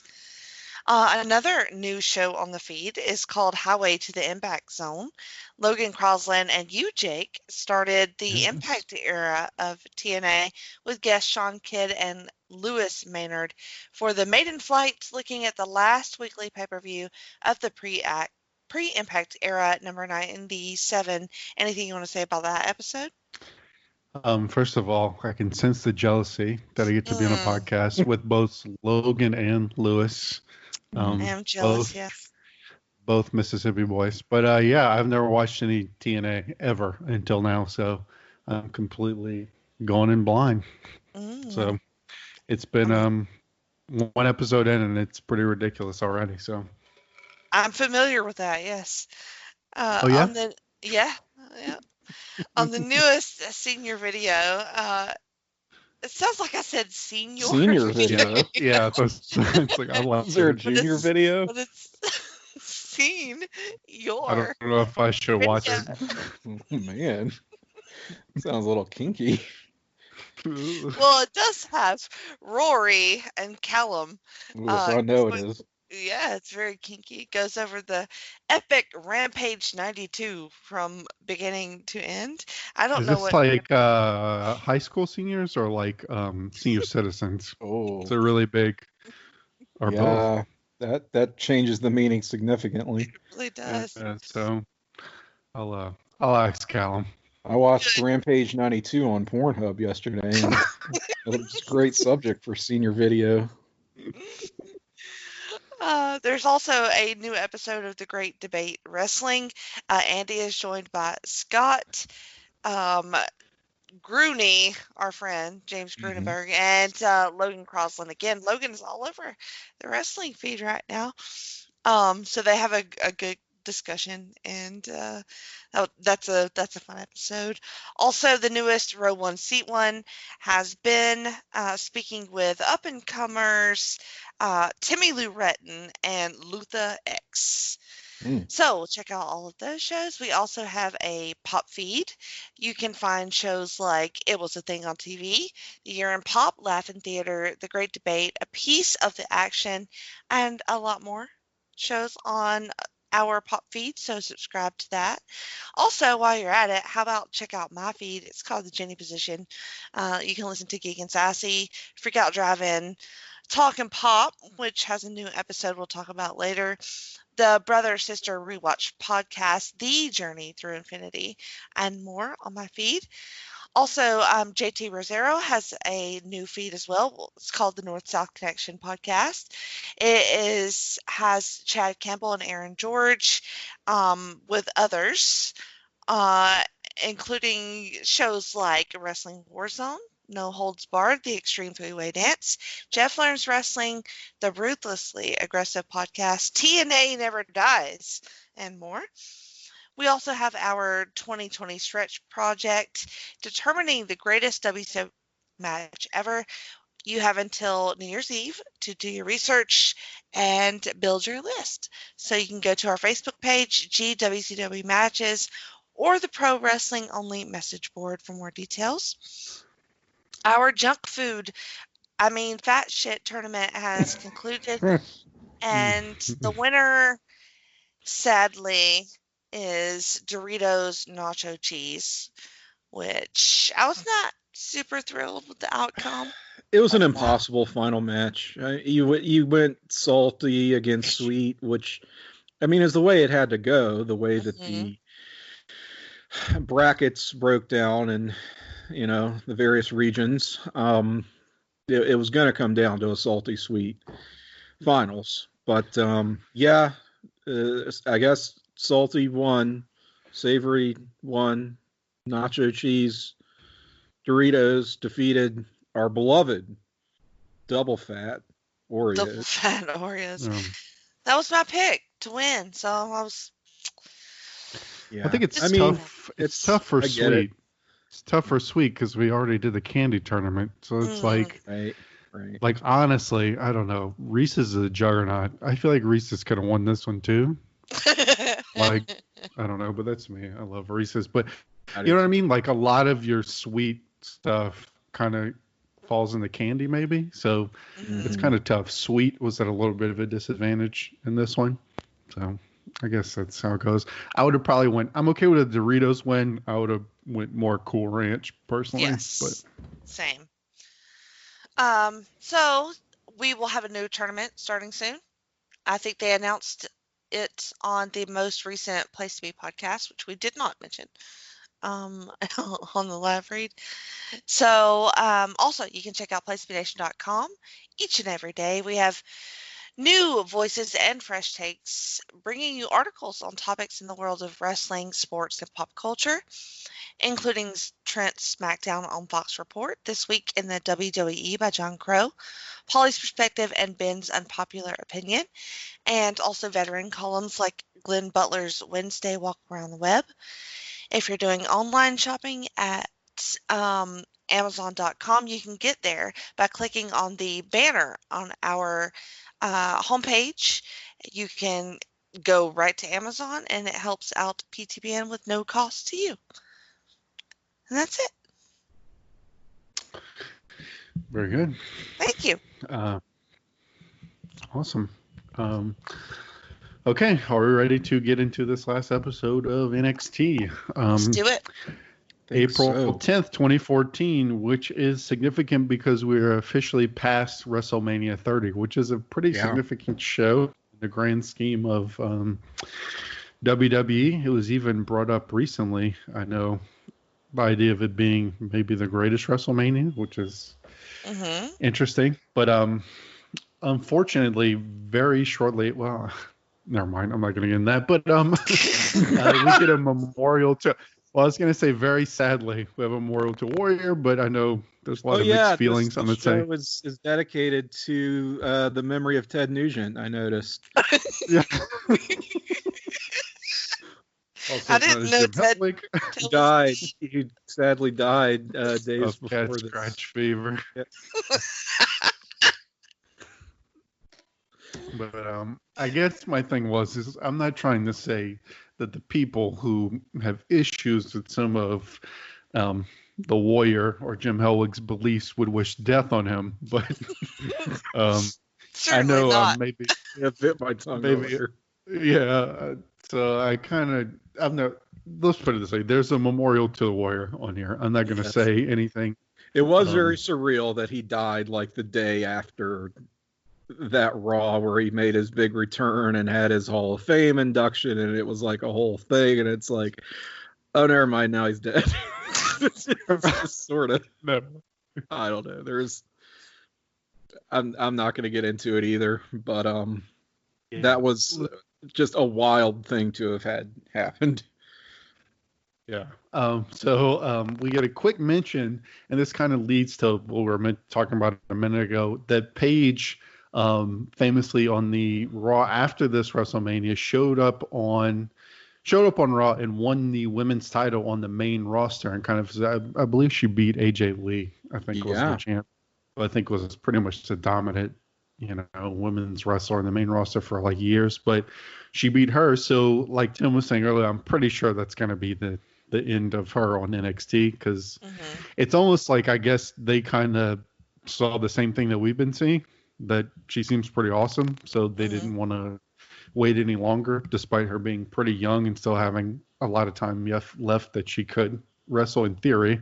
But yeah, so I think we can pretty much say we will not see Paige anymore on this show, which is sad because the brief time we've seen her, she's been awesome. Yeah, Yeah, sad. you sort of wish you'd seen her drop the title. That's the way they normally do it, is they have one of these champions actually get dethroned before they get called up. It's kind of the way wrestling works. But I guess I can see the logic in let's strike when the iron's hot. Like, she is really hot right now. Yes, she's champion, but we don't want to like de-push her and then try to re-push her by making her drop the title real suddenly, you know? Yeah, it's like you mentioned earlier, Tim. It's kind of this nebulous period where it's like they're not even their strategy of how to work NXT as far as the main roster is not really. They don't have a set method yet. It's very like if they feel somebody on the main roster is floundering, they might send them to NXT. If they think somebody in NXT is doing well, they won't really be like, okay, well, they don't really book their way out yet. Yeah, they don't wrap up their story. They just say they're hot. Let's get them on the main show before they cool off.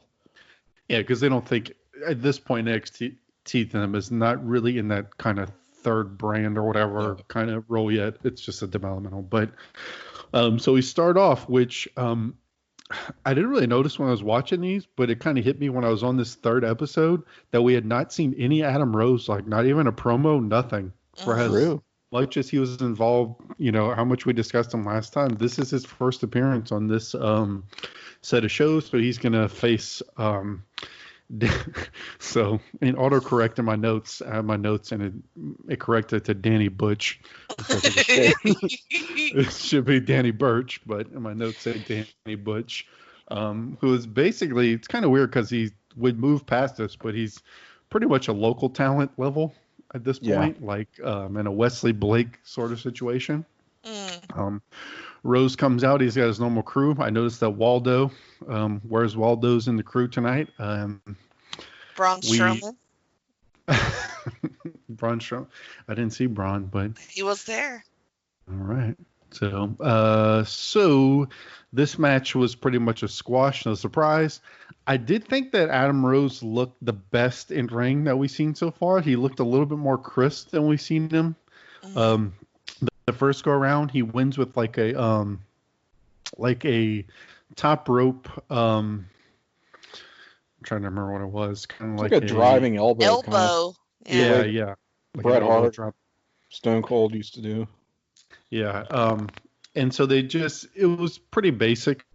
I did think he looked a little bit better. He gets a little bit more angry than we saw in his other matches. He kind of gets a little bit to that next level.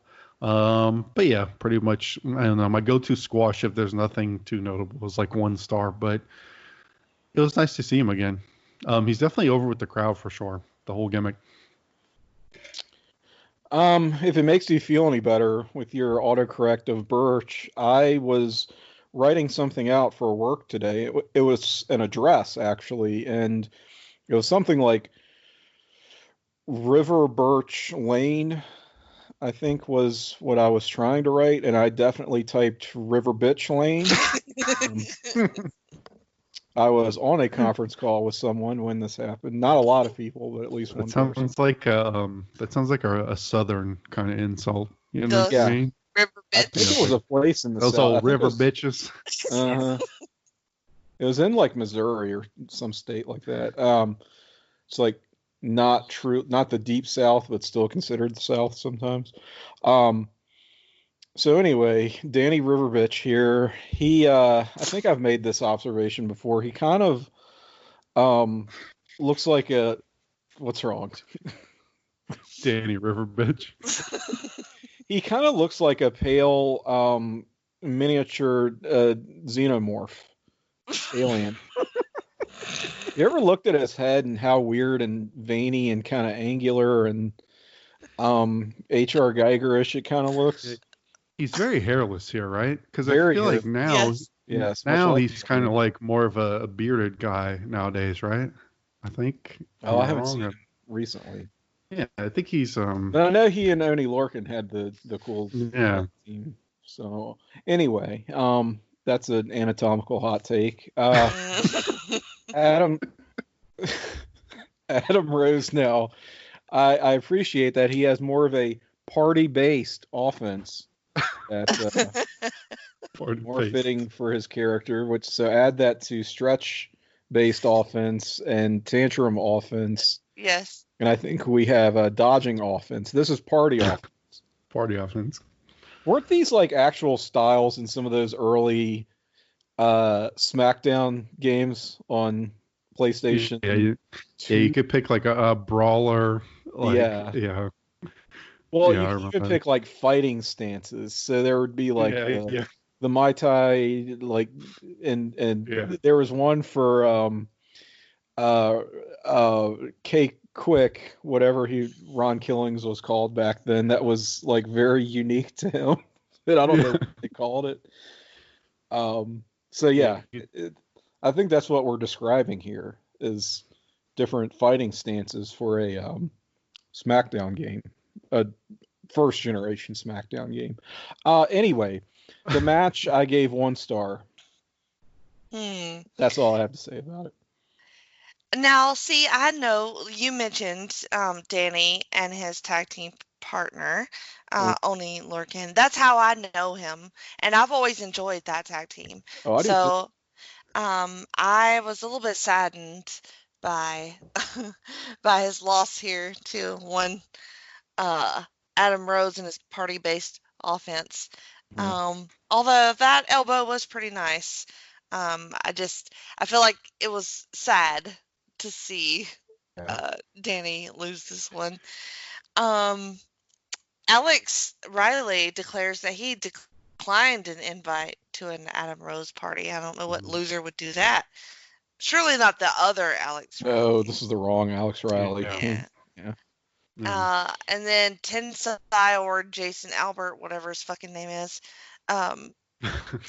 he's really into the party gimmick, and he's been to the parties, and what happens at their parties stays at their parties. He's into the lifestyle. He is.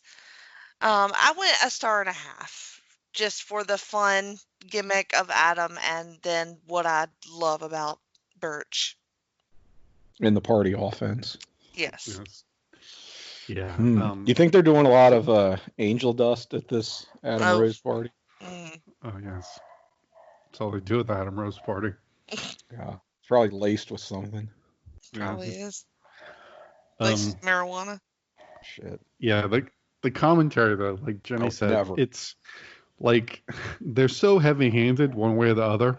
Like Jason Albert, Tensai, Prince Albert, whatever, is very like anything the faces do. He's like, I want to get involved. I love it. Like, I want to party with Adam Rose. I want to blow some bubbles. Like, anything the faces do, he's all on board. And then Alex Riley has the most generic heel. Yeah, like he wants to join everything the faces are doing. And then Alex Riley, like, always shits on it for no reason or comes up with these absurd reasons to not like the faces. Like when he said Mojo was not trustworthy or whatever. Yeah. Also had that Alex Riley looks like an impoverished Miz to me. Well, kind of has a Miz. He kind of was for a while. Yeah. Yeah. So, but anyway, yeah. And we also have on. So our play-by-play guy is not Tom, who has actually been like the one, like consistent person on commentary. Now we have. I didn't really catch his name too much, but I think his first name was Rich. Someone Rich called something. Rich Brennan is on commentary here. Brennan. Yeah. So whoever that is. Yeah. Once again, this rotating crew, this like musical chairs of commentators is not doing the show any favors. No. And speaking of people that you've never heard of, we get an interview with Sean Bennett, who is an NXT ref, explaining that what? Yeah, it was Sean Bennett. I caught that. It was Sean Bennett was the ref during the Sami Zayn Corey Graves match, and he pretty much says that Sami couldn't continue, and that's why he stopped the match. So it's like no shit. We already fucking knew that. What is the point of this? I am glad that they emphasized No, Corey Graves really wasn't winning. I had to stop the match. To make sure. Just rub it in, basically. Yeah. He's like, Sami definitely did not tap. Trust me. So we get an interview with Corey, who we have. I'm not sure if she was on I think she's been the backstage interview on all of these episodes that we've been talking about. I don't know if they ever said her name. I don't know if y'all caught her name. I know they said it, but I never wrote it down. I didn't catch it. They did put it this. They did not make a very big deal out of letting us know who she was. No. But I mentioned because in this interview, Corey says, "You're cute. Where'd they find you?" Yeah. Which was very lame. She looks unimpressed. Yeah. What a line. Yeah. She's not joining the filth parade. Corey says that a win is a win, no matter how he got it. I thought in this whole promo he dropped his voice weirdly, like an octave, and tried to have this deep voice, which was weird. And in a funny moment that you get in a lot of these kind of modern backstage things, he walks away and she just stares for like a good 3 to 5 seconds. Yeah. Just kind of stares off as he walks away. So, like she's selling him walking off. Yeah. It's like, ooh, it's so edgy. You know what she should have said when he said, "Where did they find you?" Stand down. Stay down. Stay down. Stay down. I wish they give her like some Mean Gene, like who the hell are you, Corey Graves? Like, right, a little bit of like like Mean Gene wouldn't take some shit like that. Mm-hmm. Yeah, but I don't know. It was the Corey Graves brooding promo. So, yeah. Any thoughts? No. I guess he has a point. I do like the heel attitude of a win is a win. That works. So, okay. We are also told that we're going to get a special Bo announcement later. Oh, nice. So, that's right. Okay, next match we have Bayley versus Sasha. One thing I noticed is that came to mind is that like we saw earlier, Mr. Danny Riverbitch comes in as the jobber. The women don't get like true jobber matches. It's kind of like they just sort of do musical chairs where they kind of, and some are like, obviously being put over a little bit more than the others, but they never really get pure like women versus jobber. So, I mean, Sasha is the jobber. It's kind of a jobber, yeah. But like, she has the personality. Like, they never bring in true like the local. They don't have talent. local competitors for the women. Yeah. They don't go full on a squinchin on. No.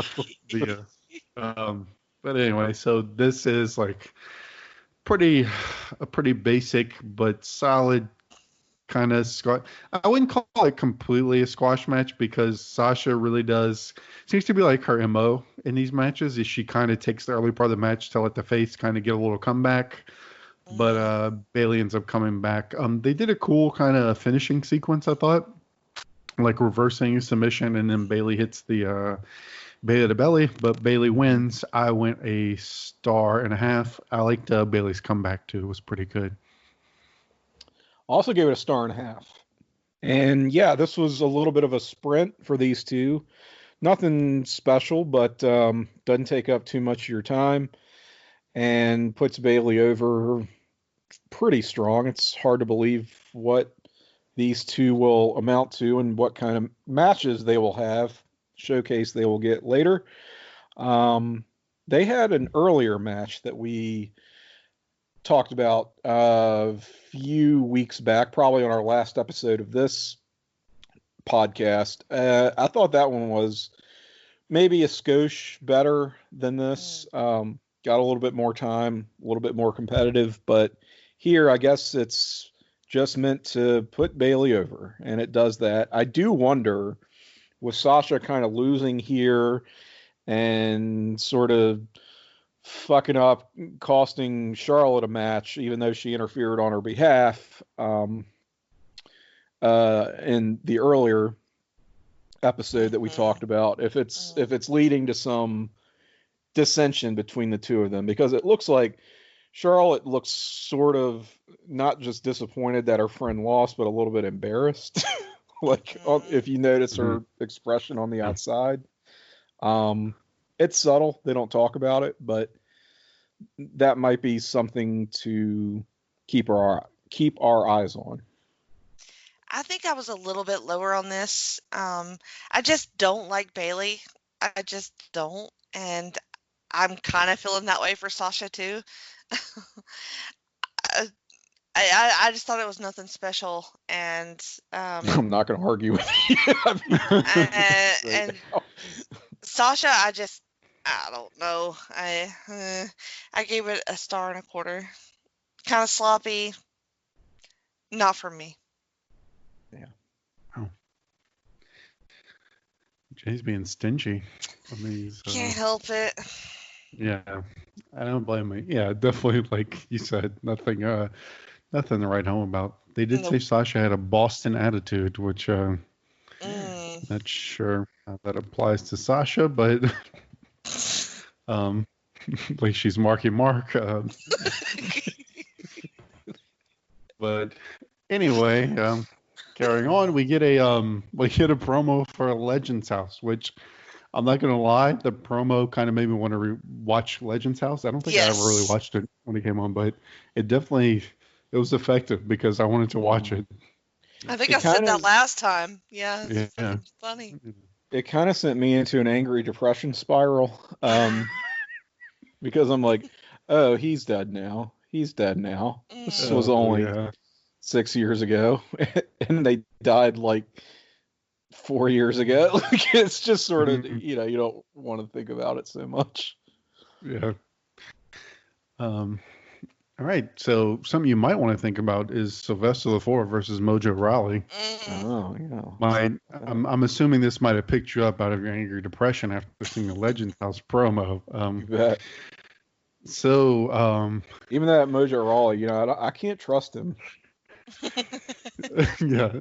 He's too high. Well, Sylvester the4, I don't know if you want to trust him either, because he is well known in the casinos in the French Riviera, we're told on commentary. And just, man, while we're on commentary, I just, like we said before, Albert and Alex Riley are just so forced. Like I said, like Albert's like, I want to get hyped.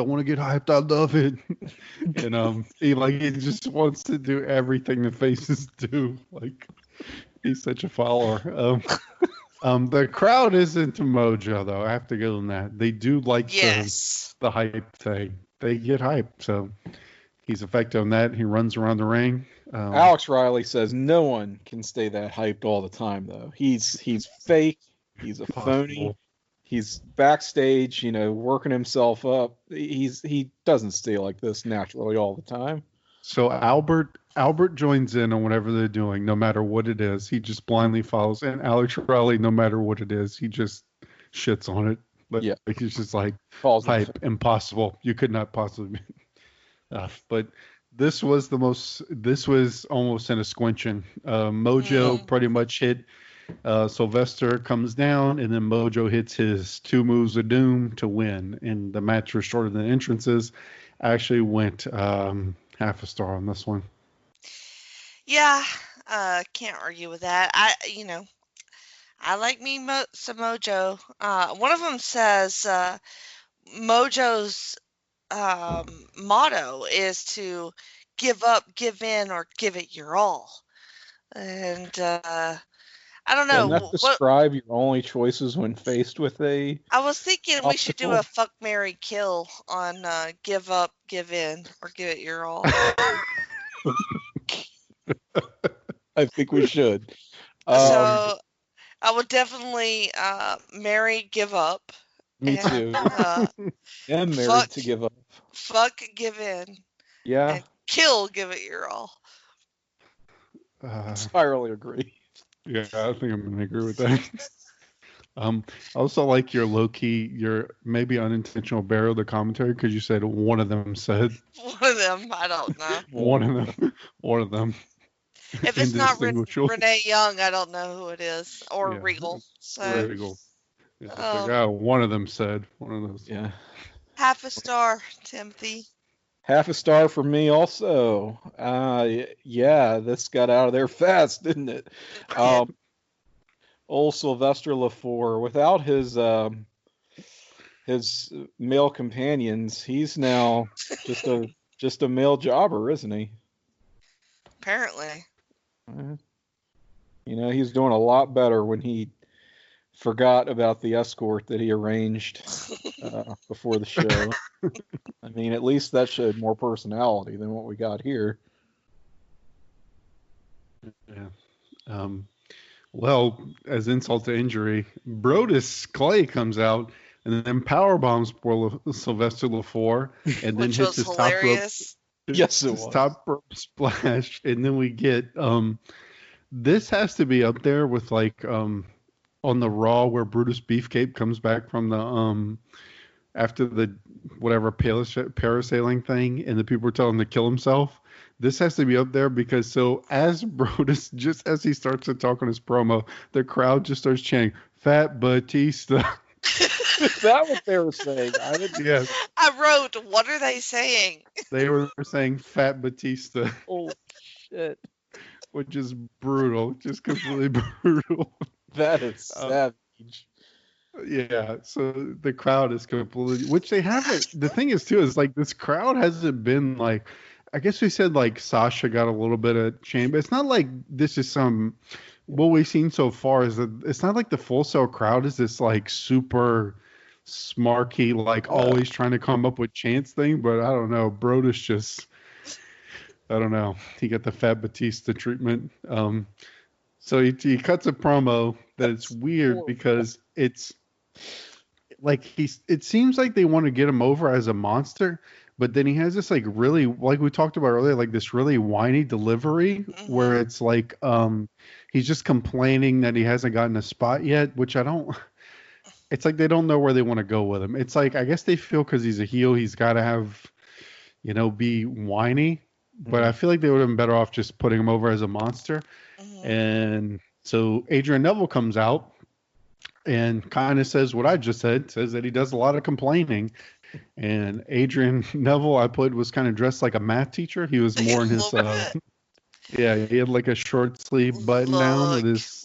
He looks good in it. He wears that whole outfit. He was a little formal, and I'd like that they had the camera angle to show the huge size difference between them. And then pretty much after Neville says his deal, Brodus bails out. So I kind of mentioned it earlier, but it definitely seems like I can't imagine this being something they build to for like a rival or takeover, but it definitely seems like a little TV feud that they're building to have like Brodus, aka Fat Batista, come in and be sort of a big heel monster for Neville to go up against. So I like that whole idea. I think that's a good little thing for Neville to do for a little while, I think.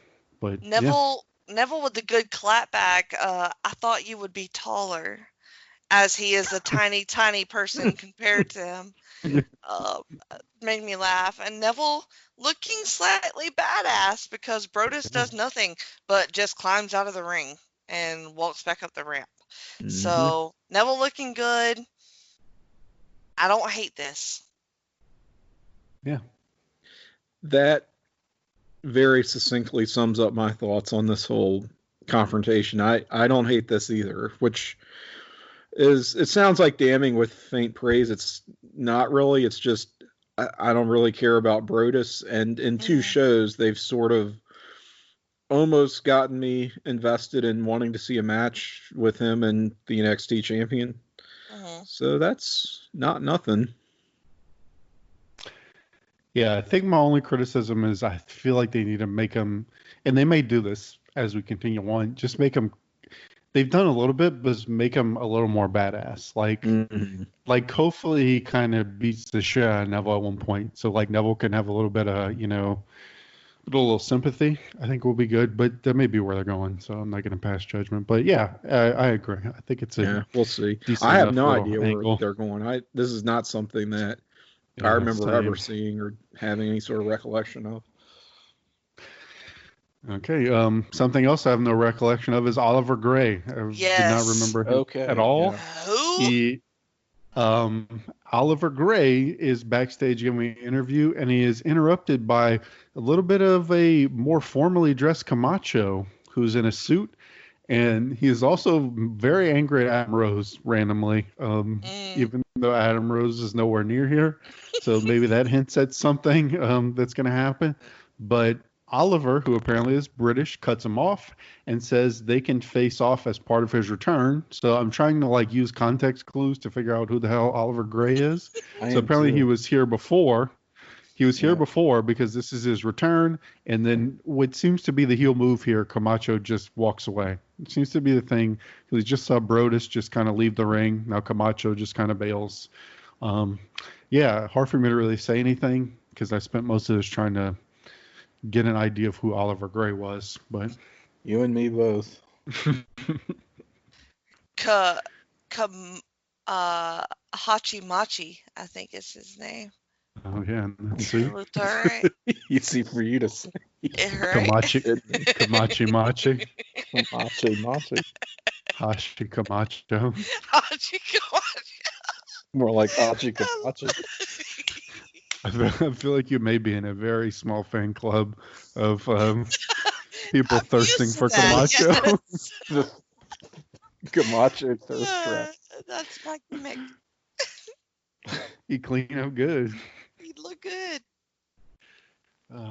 Wow. Any thoughts, Tim, on Oliver Gray and Hache Camacho? Not a one. All right.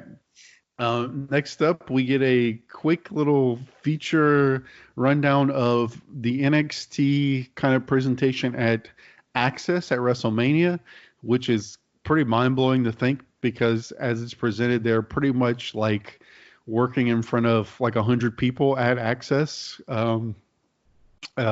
Considering what like that takeover would become in WrestleMania weekend, it's interesting to see like this is kind of where they started, sort of as a nondescript, just kind of throwing people out there to entertain people who are at Access, where it would become something that a lot of people enjoy, will go to takeover rather than WrestleMania. It's kind of mind blowing to see.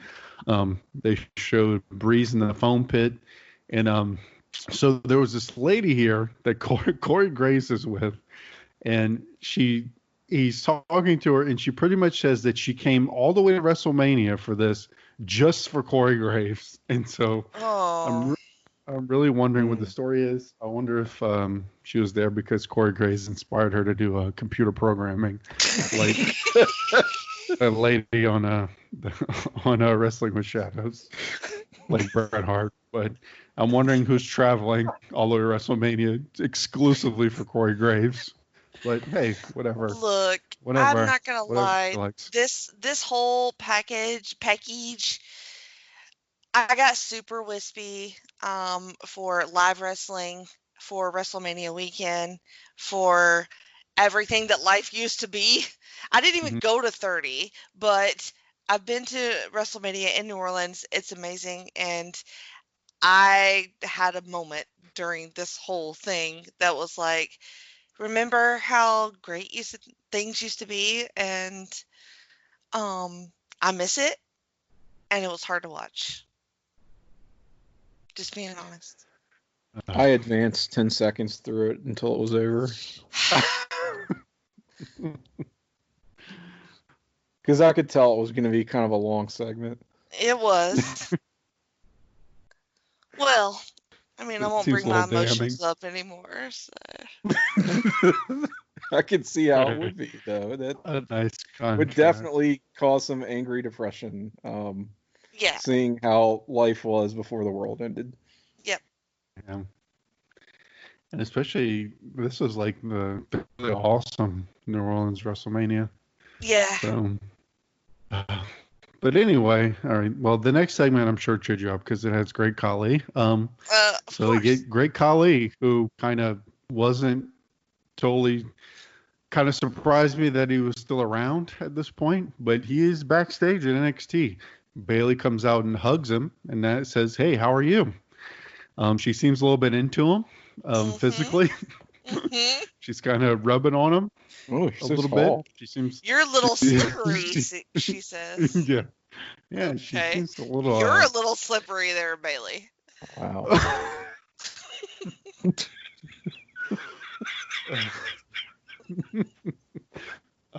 So CJ Parker comes in uninvited, and he says he criticizes Khali, saying that he probably produces 3 times the waste of a normal person,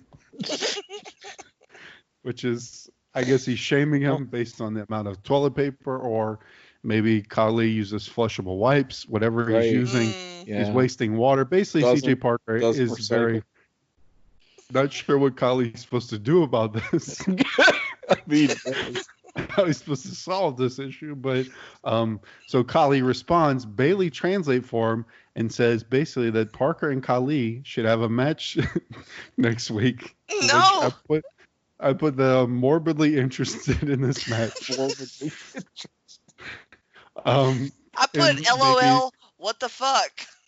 And I put that maybe he will take a dump on CJ Parker as the finish.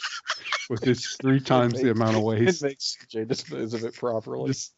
The crowd's just losing it. But I kind of like just because of how absurd it was, and this is just a ridiculous mix of people to be involved in a backstage promo. It was just, I liked it just on pure like insanity that we have Bailey, who seems a little bit into Great Khali sexually. And then CJ Parker talking about Great Khali, how much shit he produces. Also, I mean, to be fair, it's probably a lot. It starts out as this like serious interview at the Great Khali, and then Bailey just sort of saunters up to it. And he's like, "Oh, hi." Yeah, it's like, I think this is a new. Is this like a new form of prejudice? Doo-doo shaming? It's doo-doo shaming Great Khali over the amount of poop he produces. You should never do that to someone. Highly offensive and inappropriate. Right, so. Speaking of shaming, the Great Khali's breasts make me very uncomfortable. They always have. They always have, and I just had to tell someone that. I don't know. Maybe because they're so slippery. No. You're so slippery.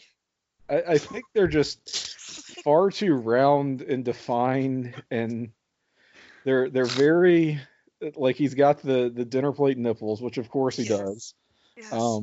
He's an enormous man, but I guess it would be worse if he had like the Vader mosquito bite nipples that are upsetting in their own way. But I don't know. It's just his whole presentation. It's just it's a lot. I'm not trying to shame the man. This is a me problem, not on him. But nip shaming him. No, I would not nip shame. It's not something that can be helped. I just it sends me into an angry depression sometimes.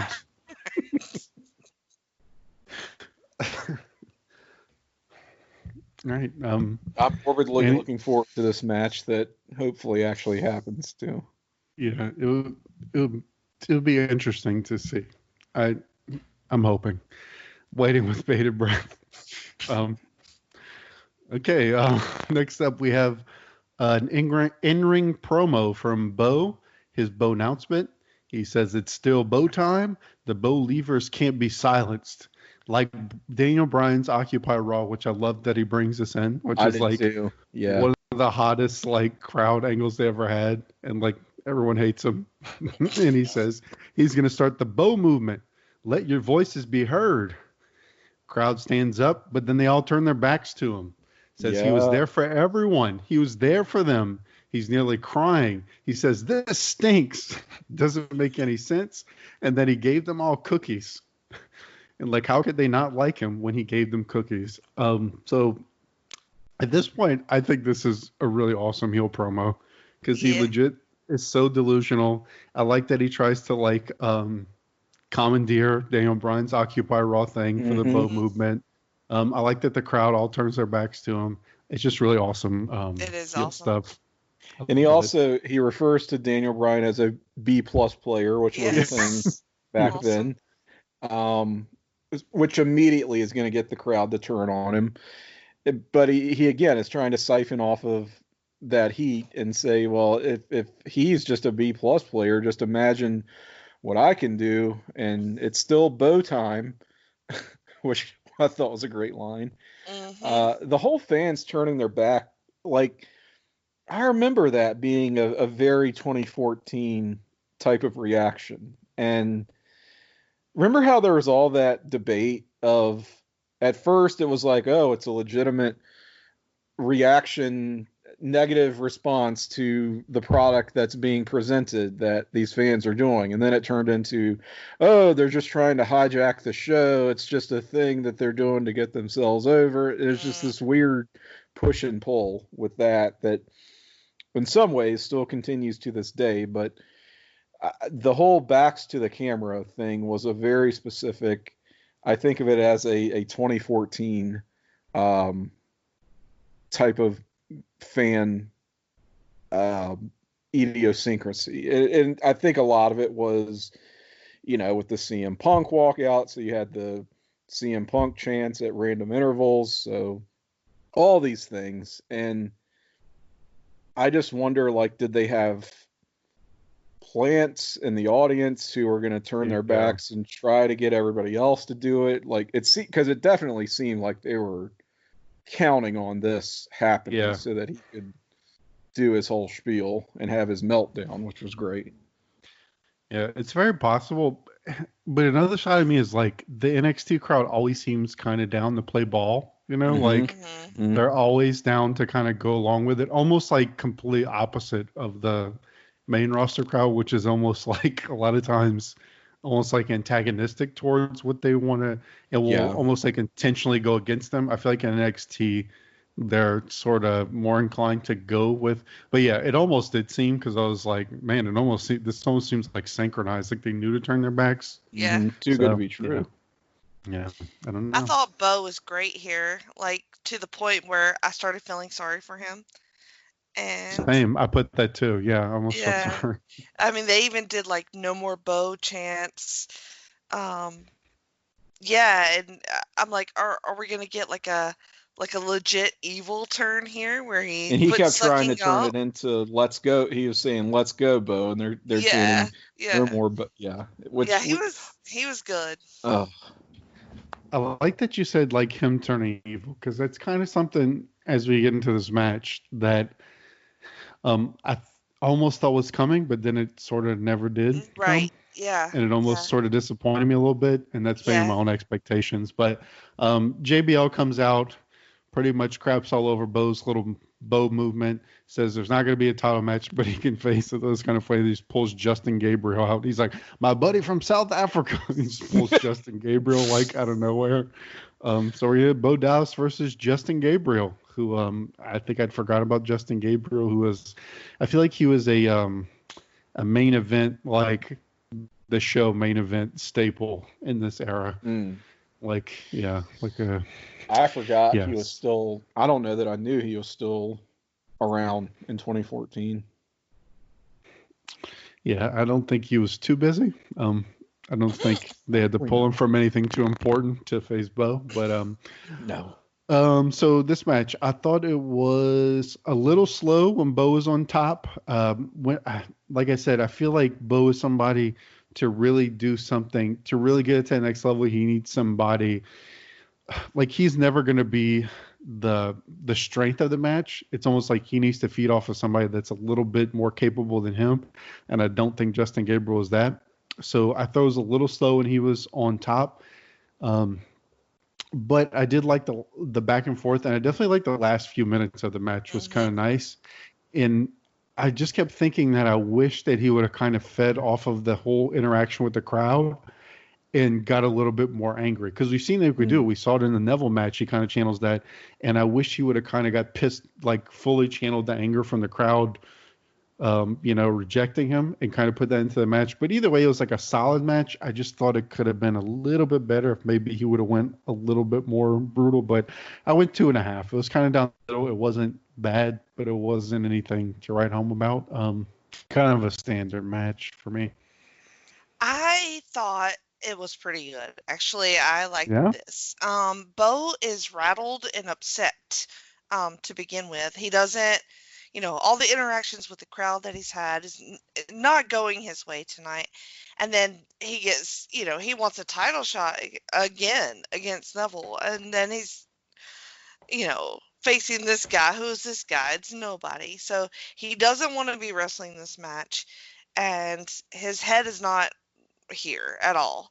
But despite the boring chants that we get from the crowd at times, and we want cookies chants, he slowly regains himself, puts himself in the match, and ends up winning it. I liked it a lot, and I thought that his offense was good once he regrouped and got his his head back into the match. So I went 2 3/4 stars. Tim. Okay, I was a little bit lower. I went 2 1/4. That's 2.25 for those of you trying to do math. Quarters. And that's because I felt like this match actually had a higher ceiling, but they didn't quite achieve it. It was weird. It seemed like the two of them were kind of out of step at much of the match, really. Different points, there were like some botches, it seemed like. And that was weird for people of this talent level. There was one where they kind of fell into. I put that it was like this weird spot where they just kind of fell into a pin. That was kind of weird. So I know what you're saying. It looked like maybe they were going for some kind of wrist lock into a bridge, or I don't know what they were going for, but it was. It just seemed like a total miscommunication, and there were a few spots like that. That probably the most blatant, and I was just like, "Ooh, what's happening here?" So. Yeah, I guess I docked it a little, but I did enjoy the finish, which saw Bo kicking Justin's leg out from his leg and then picking him up for that double arm DDT. Looked pretty aggressive and decisive, so I was happy with that. I do wonder what's next for Bo. He sort of, he lost the rematch and he delivered a pretty hot promo and he gets a win here, so it's like, are they trying to build him back up or what? So I don't know. I'm sort of not sure what to think there, but not in a bad way. It's something I've thought about because I feel like I think Bo is better than Corey Graves, but I think I have to give these guys a little bit of not a pass on it, but like for Bo and Corey Graves, they're being asked to sort of, in a lot of these matches, be the heel who's kind of working on offense for an extended amount of time, which I think seems like one of the harder things to pull off and get over in wrestling. And it is a developmental territory, and these guys are still learning. And I think that is a very difficult thing to do successfully. Like to be a methodical heel and work somebody down, I think is a tough thing. I think it's a lot easier for somebody like Mojo Rawley to have his like 2 or 3 moves. He gets the crowd fired up. He does his little babyface thing. I think that's a little easier when you're as inexperienced as some of these guys. So I guess that factors in. But I did like him thinking the crowd loved him after he wins. Yes. He's like, I've won you all back, my believers, which was great. Which was awesome. All right, so this episode, I kind of went right down the middle on this episode. It was, to me, kind of the mean of what we see on these, kind of a decent sort of main event, good promo from Bo, some kind of decent stuff in between, so I went 5 out of 10. Yeah, I can't argue with that either, 5 out of 10. See, this one I was a little bit lower than the previous episode because it really did feel like kind of a filler, which some of these do once you get into sort of that pattern of watching show after show. You can sort of tell it's the same set of tapings. There's always like that one odd man out type episode, and I thought that's what this was, so I gave it a 4. Yeah, one thing that stood out to me is we did see some people like Bailey and Adam Rose who seemed kind of, or at least presented as sort of a bigger deal, and we hadn't seen them in a little while, and they threw them on this one, which I guess made it feel a little more. But yeah, I definitely feel you, because one thing I put is that I feel like we need to get some angles, some stuff cooking, like some feuds and stuff. We're kind of just meandering. So Right. all right. Okay, so awards. Let's go. Worst gimmick. I have actually Xavier Woods, because I feel like I don't know. I feel bad for him, kind of. I don't know. I feel like he feels like he's trying so hard in the gimmick, but the gimmick is very, I don't know. I don't think it's anything. It's a very shallow gimmick, I find, and I don't know if he's ever going to get anything out of it. I went with Sylvester Lefort. Okay. I went Mojo, just because we've seen a lot of this guy, and I don't even hate him in ring. Like, I don't think he's an awful worker necessarily, or we haven't seen a lot of him but he's done what's been asked of him in ring, and there may be some potential there, but I just find it really obnoxious, and it's not really like it's going anywhere. It doesn't. It feels very Bush League, his whole character. And that's not, again, a knock against him, because I don't think he's necessarily awful, but I don't like the way that it's kind of one note like you. Yeah. Best gimmick, I have Adam Rose, and I would pick him as the best gimmick because I feel like his gimmick is doing the most to boost him. Like, I don't think he's shown anything that he's like a fantastic wrestler, but he's still super over with the crowd. So I feel like his gimmick must be doing something right, because it's helping him. So I went Adam Rose. Well, see, that's how I feel about Mojo. So I picked him for best gimmick. I think he has a designated cheering section, people in t-shirts and shit. So I think he's a fun way to start a show, and I think he keeps, like you guys said, it's not super about the wrestling, but I do like what he does bring. So I like his gimmick. It does make sense. He is over. Same. I can't deny it. Same Not reasoning. Over with me, So. but, yeah, not over with me, but that's not something I can argue against. Best gimmick, I said Bo Dallas, even though he's in sort of maybe this holding pattern there. I just thought that was a really great promo that he delivered on this last episode. It kind of, I wasn't sure where to go with this category, because I don't love most of the true gimmicks. Like, there are guys that just sort of have personalities, and then there are like the gimmicks, you know? Yeah. And of the gimmick, I think he's the one that's, it feels the most authentic for a very kind of loud, gimmicky type of presentation. It still feels like there's a germ of truth here. So I don't feel like much longer we'll be able to include him in these categories, but yeah, Bo brought it back around for me. Yeah, and I think this may even, I mean, as we get down the line, it may be something we even like kind of scrap, because I feel like this era of NXT is very gimmicky, like with your Adam Rose and Mojo, and I feel like eventually they sort of move out of just like these very hard gimmicks and move more into kind of, I guess what I'd say characters. Yeah. So so it makes sense. Best match, this was easy. I had Bo and Neville. Same. In that awesome match. Yeah. Oh yeah, easily. Yeah. Worst match, I had Mojo and Sylvester.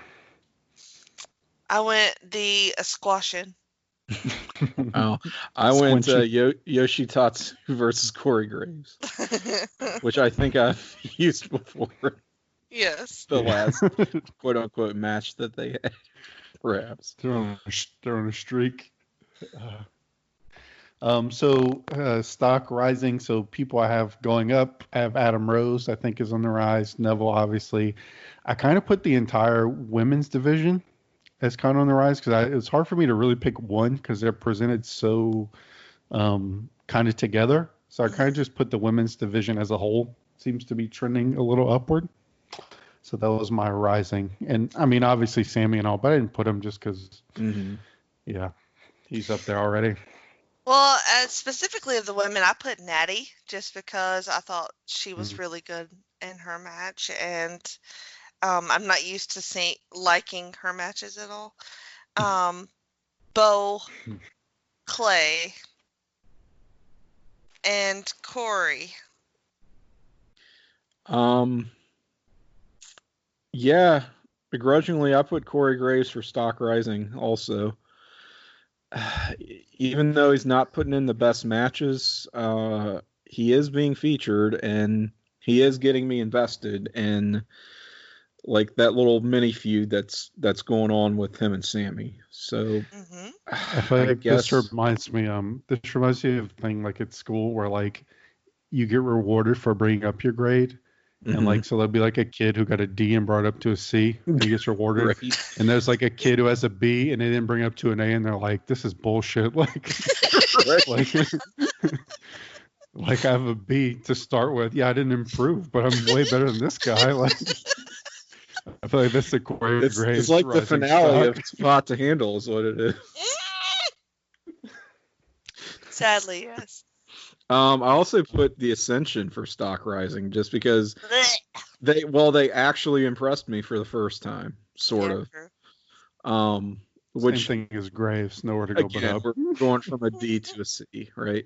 Tyler Breeze, his stock is always rising though, I feel like. So, and he's actually my answer for best gimmick, again, it's all my answer for best gimmicks. Really, other than Tyler Breeze for best gimmick, because I just don't want to keep saying it over and over. And I think you guys covered the rest. Yeah, my falling have the Ascension. Jeez, how am I rising and you're falling? Right. Well, I guess my thing is like, I feel like as time passes, they need to like something's got to happen, or else I just feel like, what are we doing? You know? And if even if their squash matches are like marginally better, it's like okay. I have Corey Graves for kind of the same reason because to me it's what he's given like how much he's featured and like he gets all these promos, he gets matches with like pretty much the best guys, and he just never really impresses for the most part. And then poor Xavier Woods, which is just he's like pretty much a jobber. Yeah, I picked Sasha for this too, and Sylvester, of course, and Xavier Woods. I've got, in addition to Sasha and Xavier, I've got Yoshitatsu. How much further can his stock really fall, though? He's trading at 0. I mean, poor guy. You can't go from an F to an F. I mean, I'm sorry. Corey Gray, just like Corey Gray's whipping boy. Yeah. I mean, well, I like your logic on Corey too. Of his stock is falling because they're pushing him, but he still sucks. So. All right. I mean, I've got him as rising. I'm giving them.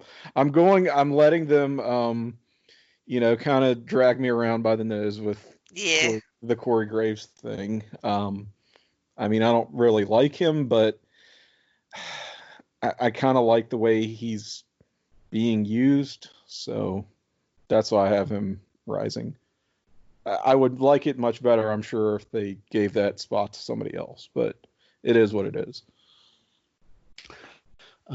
My LVP, this one's hard because it's like, I guess I could go with like the Sylvester LaFour, but I did. Yeah, I think he probably could be. I mean, I don't think he's shown anything that he even wrestles really. He just kind of goes in there and gets beat up every now and then. So, Yeah, we can vessel of war, least valuable. How about Vandal and Hurley? They're just local competitors. Yeah. Yeah. See We got ya. us squenched. They got us. I can't even say it.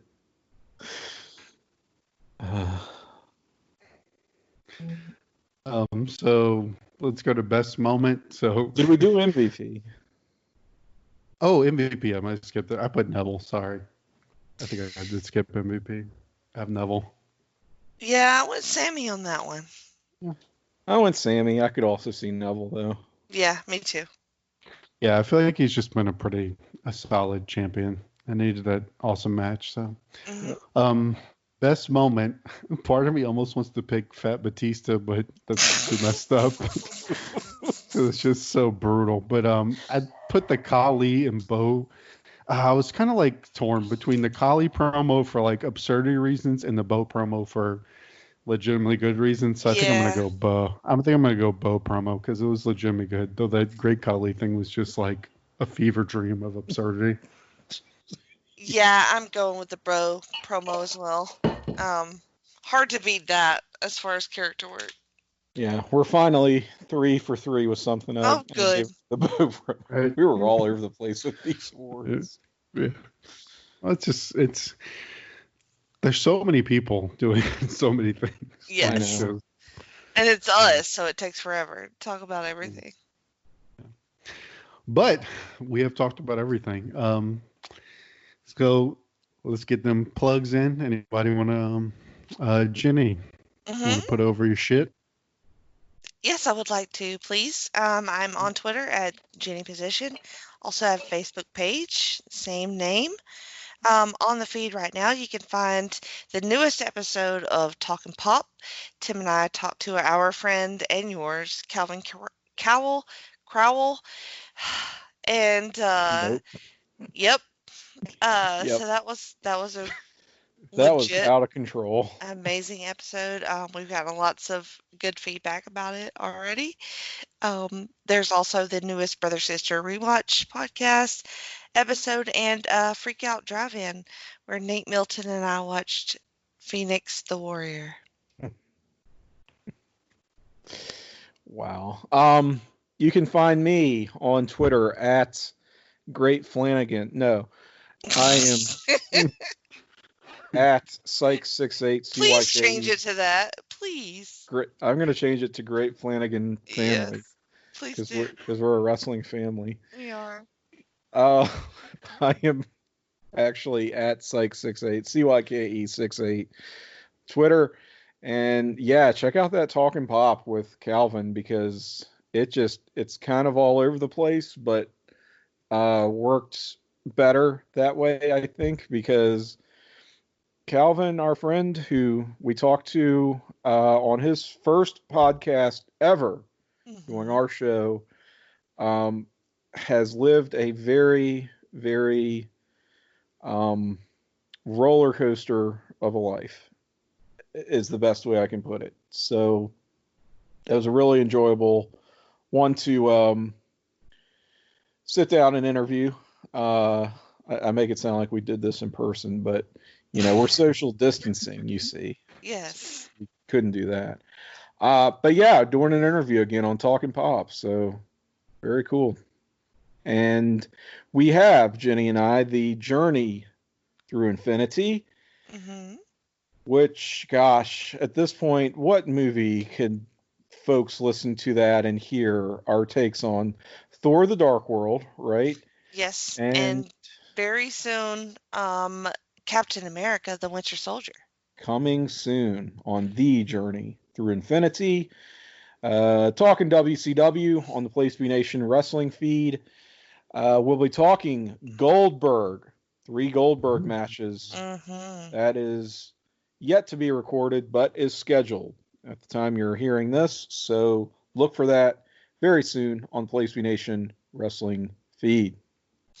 And also, I forgot, before Jake plugs his TNA podcast, I'd like to talk about my TNA podcast. Oh, I see what you did.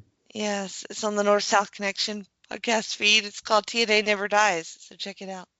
Now you are starting from the beginning of TNA. We are, yes. So that's what makes it different. Is you're Mhm. doing those weekly pay-per-views going back to 2002, Yes. and Jake and his show is doing the Impact. So that was on Spike, like from 2005, right? Yeah, I'm kind of starting with Impact, but I would say that me and Jenny are probably in a similar position as far as Yes. not knowing a single thing about TNA, like at all. I mean, It's I kind called of the know Jenny who is. position. Yeah. But yeah, so I'm doing that with Logan. I also do the Ruthlessly Aggressive podcast, which is very hard to say. Yeah. On It the sure North is. South Connection podcast. Which is also very hard to say. Yeah, North South Podcast Connection feed. I have new people on every week. It's really fun. I will third you guys on listening to Talking Pop with Calvin. Calvin is an awesome guy. He's definitely lived an amazing life thus far, and still has a lot left. And he's never Other than that, so I have been Malcolm Riggs. That's right. Along with I almost called you Mason Riggs. See, Also acceptable. Yes. So I'm Malcolm Riggs for Drip Love Sauce and the Great Flanagan. I'm on Twitter at Jambalaya_Jake, but this has been your monthly installment of Overindulgence. Take care. Chris Solar and Devin Hills, Backlash. They watched it. These guys podcast. New show on the feed. Highway to Impact. Logan, Jake, Impact. Guest Sean Lewis, Kalou McDowell, watching video. Rory. Raw Rampage, beginning to end. Place to pop, place to be pop, place to nation pop. Great shows, the Great Laughing. Fuck. Wrestling Chicken Salad with Ben Locke. Logan Crawls and Sean go over Myra first eye of bad pay-per-views. The Butt episode recap 1991. The Noir Saturday Night Special, Dr. G and Scott. Callum McDouglas begin a series on Noir's Mount Rushmore discussion on Harleen Race. Devon Hales. Ben Lucky. Ben Lucky. Sean Kiddo. Kite. Mr. G. Mr. G. Diamond conversion. It's a great transition move that DDP used throughout the late 90s. Jennifer Smythe. Louis Maynard. Jakob Walliam. Fighting spirit of oh shit. Carolina Creeman. Cad Chample. DJ Rosero. The Great Debase. You have competing TNA shows with Jennifer Smith. How do you feel about that? You know, I think it's two hearts beating as one. Like Phil Collins said, two TNA podcasts beating as one, and that's what we are. Another 3-hour episode on deck.